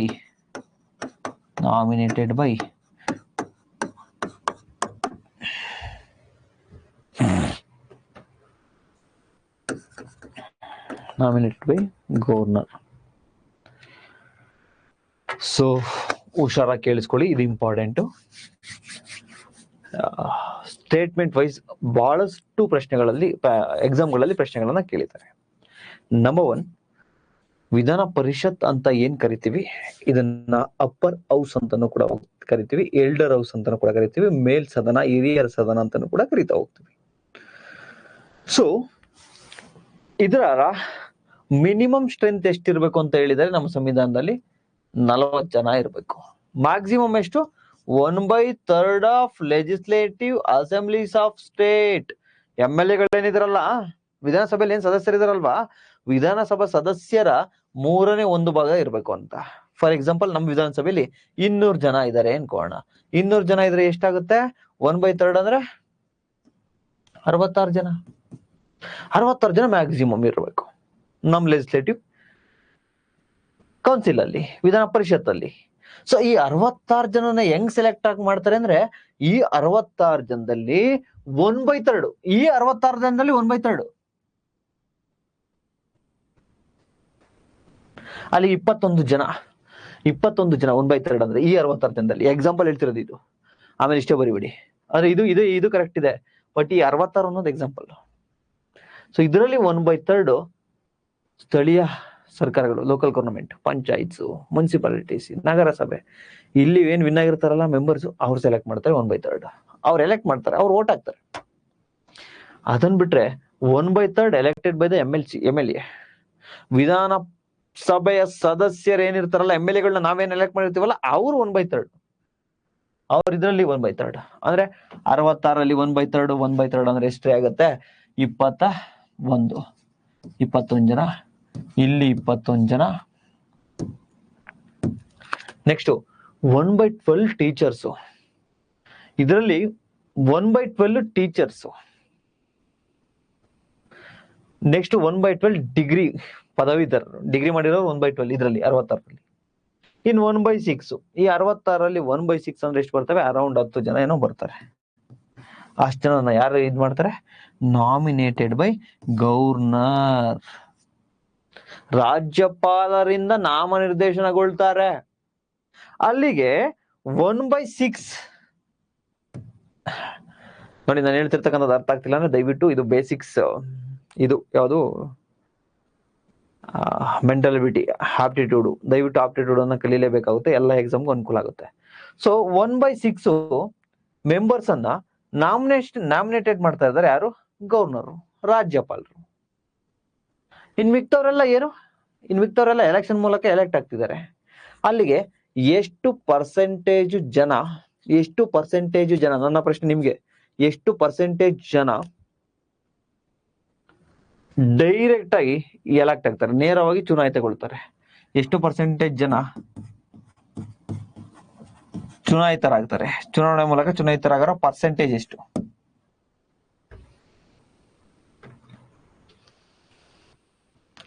ಸರ್ ಅದಕ್ಕೆ ರಿಸ್ಟ್ರಿಕ್ಷನ್ಸ್ ಇದೆ ಸರ್. 3 ವರ್ಷ ಮೇಲೆ ಆಗಿರ್ಬೇಕು ಟೀಚರ್ ಆಗಿ, ಮತ್ತೆ ನಮ್ಮ ಆ ಕಾನ್ಸ್ಟಿಟ್ಯೂಯೆನ್ಸಿಯಲ್ಲಿ ಇರಬೇಕು, ಹೈಯರ್ ಎಜುಕೇಶನ್ ಅಲ್ಲಿ ಇರಬೇಕು, ಈ ತರ ರಿಸ್ಟ್ರಿಕ್ಷನ್ಸ್ ಇದೆ. Don't worry about that.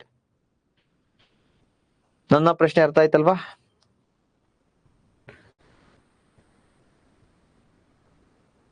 One by 12 ಗೆ ಎಕ್ಸಾಂಪಲ್ ಕೊಡಿ ಸಾರ್. ಸಿಂಪಲ್ ರೀ.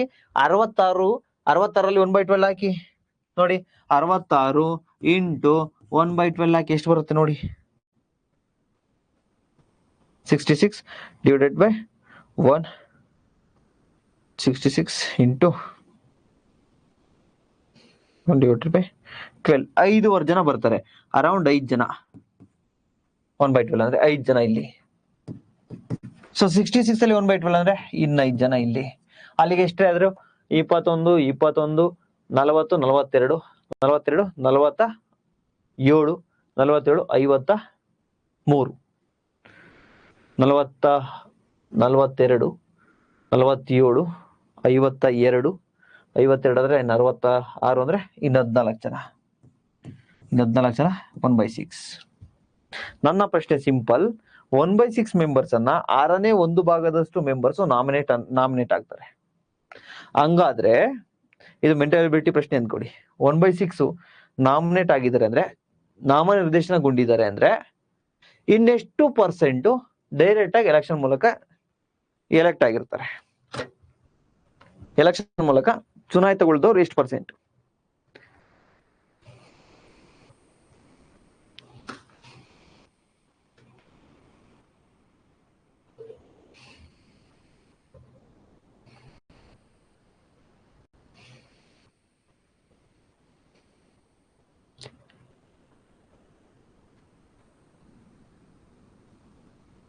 ಆನ್ಸರ್ ಮಾಡ್ರಿ. ಸಿಂಪಲ್ ರೀ. ಪ್ರಶ್ನೆಲೇ ಉತ್ತರ ಇದೆ.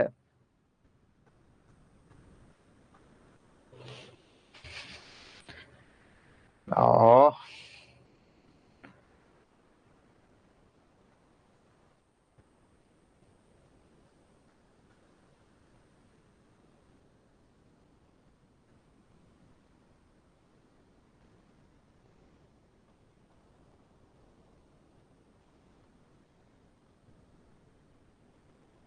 ಸಿಂಪಲ್ ರೀ. ಒಬ್ರು 84 ಹೇಳ್ತಿದ್ರು, ಒಬ್ರು 89 ಹೇಳ್ತಿದ್ರು, 89 ಹೇಳ್ತಿದ್ರು. ತಲೆನೇ ಕೆಡಿಸ್ಕೋಬೇಡಿ. ನೋಡಿ, 1/6 ನಾಮನಿರ್ದೇಶನಗೊಳ್ತಾ ಇದಾರಲ್ವಾ, ಅಲ್ಲಿಗೆ 6ರಲ್ಲಿ 1 ಭಾಗ ನಾಮನಿರ್ದೇಶನಗೊಳ್ತಿದ್ದಾರೆ ಅಂದ್ರೆ ಇನ್ನೆಷ್ಟು ಜನ ಎಲೆಕ್ಷನ್ ಮೂಲಕ ಎಲೆಕ್ಟ್ ಆಗ್ತಿದ್ದಾರೆ? 5/6 ಅಲ್ವೇನ್ರಿ? 5/6 ಅಲ್ವಾ?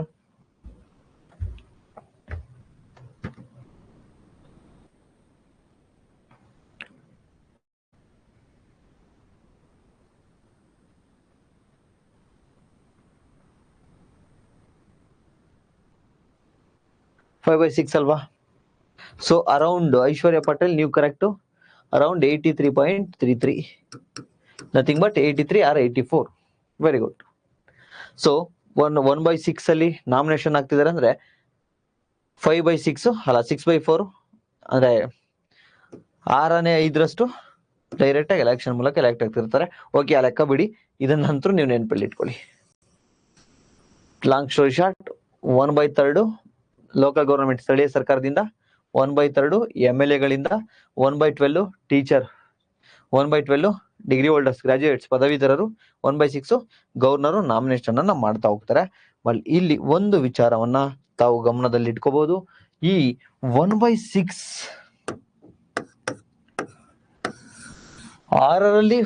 6ನೇ 1 ಭಾಗದಷ್ಟು ಜನರನ್ನ ನಮ್ಮ ಗವರ್ನರು, ನಮ್ಮ ರಾಜ್ಯಪಾಲರು ನಾಮನಿರ್ದೇಶನ ಮಾಡ್ತಾರೆ ಅಂತ ಹೇಳಿದೆ. ಅದೇ ರೀತಿ 12 ಜನರನ್ನ ಮಾಡ್ತಾ ಇದ್ರು. ಎಲ್ಲಿಗೆ? ರಾಜ್ಯಸಭೆಗೆ. ಆ ರಾಜ್ಯಸಭೆಗೆ 12 ಜನರನ್ನ ನಾಮನಿರ್ದೇಶನಗೊಳ್ತಾ ಇದ್ರು, ನಾಮಿನೇಟ್ ಅನ್ನ ಮಾಡ್ತಾ ಇದ್ರು. ಯಾರು? ಭಾರತದ ರಾಷ್ಟ್ರಪತಿಗಳು ಮಾಡ್ತಾ ಇದ್ರು 12 ಜನರನ್ನ. ಯಾವ ಆಧಾರದ ಮೇಲೆ ಮಾಡ್ತಾ ಇದ್ರು? ಅಲ್ಲಿ ಒಂದು ಆರ್ಟ್, ಕಲೆ, ಎರಡನೇದು ಲಿಟರೇಚರ್, ಸಾಹಿತ್ಯ, ಮೂರನೇದು ಸೈನ್ಸ್, ವಿಜ್ಞಾನಕ್ಕೆ ಏನನ್ನ ಕೊಡುಗೆ ಕೊಟ್ಟಿದ್ರೆ, ನಾಲ್ಕನೇದು ಸೋಷಿಯಲ್ ಸರ್ವಿಸ್, ಸಮಾಜ ಸೇವೆಯನ್ನ ಮಾಡಿದ್ರೆ. ಈ 4 ವಿಭಾಗದಿಂದ 12 ಜನರನ್ನ ನಾಮನಿರ್ದೇಶನಗೊಳ್ತಾ ಇದ್ರು. ಎಲ್ಲಿಗೆ? ರಾಜ್ಯಸಭೆಗೆ. ಆದ್ರೆ ಇಲ್ಲಿ ಬನ್ನಿ, ವಿಧಾನ ಪರಿಷತ್ಗೆ, ನಮ್ಮ ಮೇಲ್ಮನೆ ಆಗಿರ್ತಕ್ಕಂಥ ವಿಧಾನ ಪರಿಷತ್, ನಮ್ಮ ಸ್ಟೇಟ್ ಗವರ್ನಮೆಂಟ್ ಅಲ್ಲಿ ವಿಧಾನ ಪರಿಷತ್ಗೂ 1/6 ಅನ್ನ ನಾಮಿನೇಟ್ ಮಾಡ್ತಾರೆ ಅಂತ ಹೇಳಿದ್ರಿ sir. But on the grounds of what sir? ನಿಮಗೆ ಆಲ್ರೆಡಿ ನಾನು ಹೇಳ್ಕೊಟ್ಟಿದ್ದೆ ಸರ್ ಇದನ್ನ. ಸೇಮ್ ಆರ್ಟು, ಕಲೆ, ಲಿಟ್ರೇಚರ್, ಸಾಹಿತ್ಯ, ಸೋಷಿಯಲ್ ಸರ್ವಿಸ್, ಸಮಾಜ ಸೇವೆ, ಸೈನ್ಸ್, ವಿಜ್ಞಾನದ ಮೂಲಕ ಅಂತ ಹೇಳ್ಕೊಟ್ಟಿದ್ದೆ ಅಲ್ವಾ ಸರ್. ಸೇಮ್ ಇದೆ, ಇದಕ್ಕೊಂದು ಆಡ್ ಆಗುತ್ತೆ. ಅದ್ಯಾವುದು ಅಂದ್ರೆ ಕೋಪರೇಟಿವ್ ಮೂವ್ಮೆಂಟ್, ಸಹಕಾರ ಚಳುವಳಿ. ಕೋಪರೇಟಿವ್ ಮೂವ್ಮೆಂಟ್, ಸಹಕಾರ ಚಳುವಳಿ.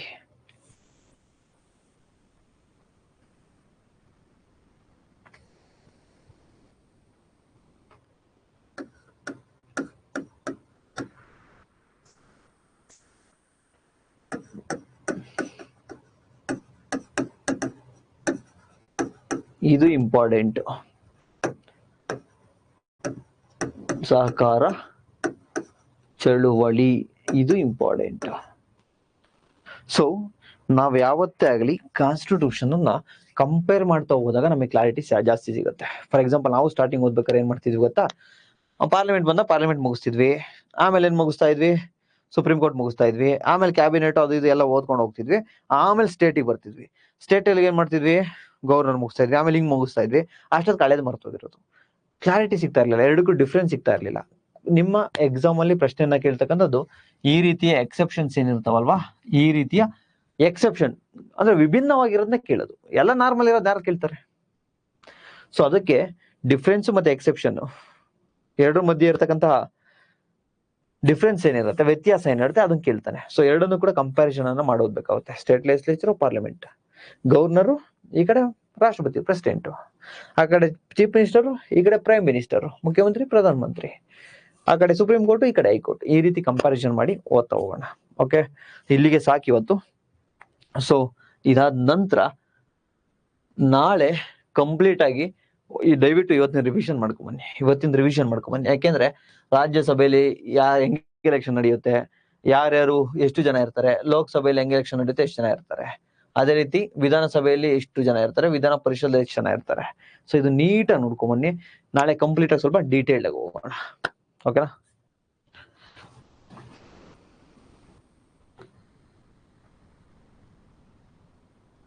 ಇಲ್ಲ, ಪಾಪ್ಯುಲೇಷನ್ ಎಷ್ಟಿರ್ಬೇಕು ಅಂತ ಇಲ್ಲ, ಆಲ್ ಓವರ್ ಕರ್ನಾಟಕದಿಂದ ವೋಟ್ ಹಾಕ್ತಾರೆ. ಎಷ್ಟು ಪರ್ಸೆಂಟ್ ಅಪ್ಪ ಅಂದ್ರೆ 1/12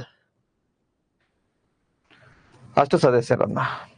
ಎಲ್ಲೆಲ್ಲಿ ಟೀಚರ್ ಕಾನ್ಸ್ಟಿಟ್ಯೂಯೆನ್ಸಿ ಇರುತ್ತೋ ನಿಮ್ಮ ಅಣ್ಣಂದಿರಿದ್ರೆ ಕೇಳಿ, ವೋಟ್ ಮಾಡಿರ್ತಾರೆ. ಸೊ ಐ ಹೋಪ್ ಅರ್ಥ ಆಗಿದೆ ಅನ್ಕೋತೀನಿ.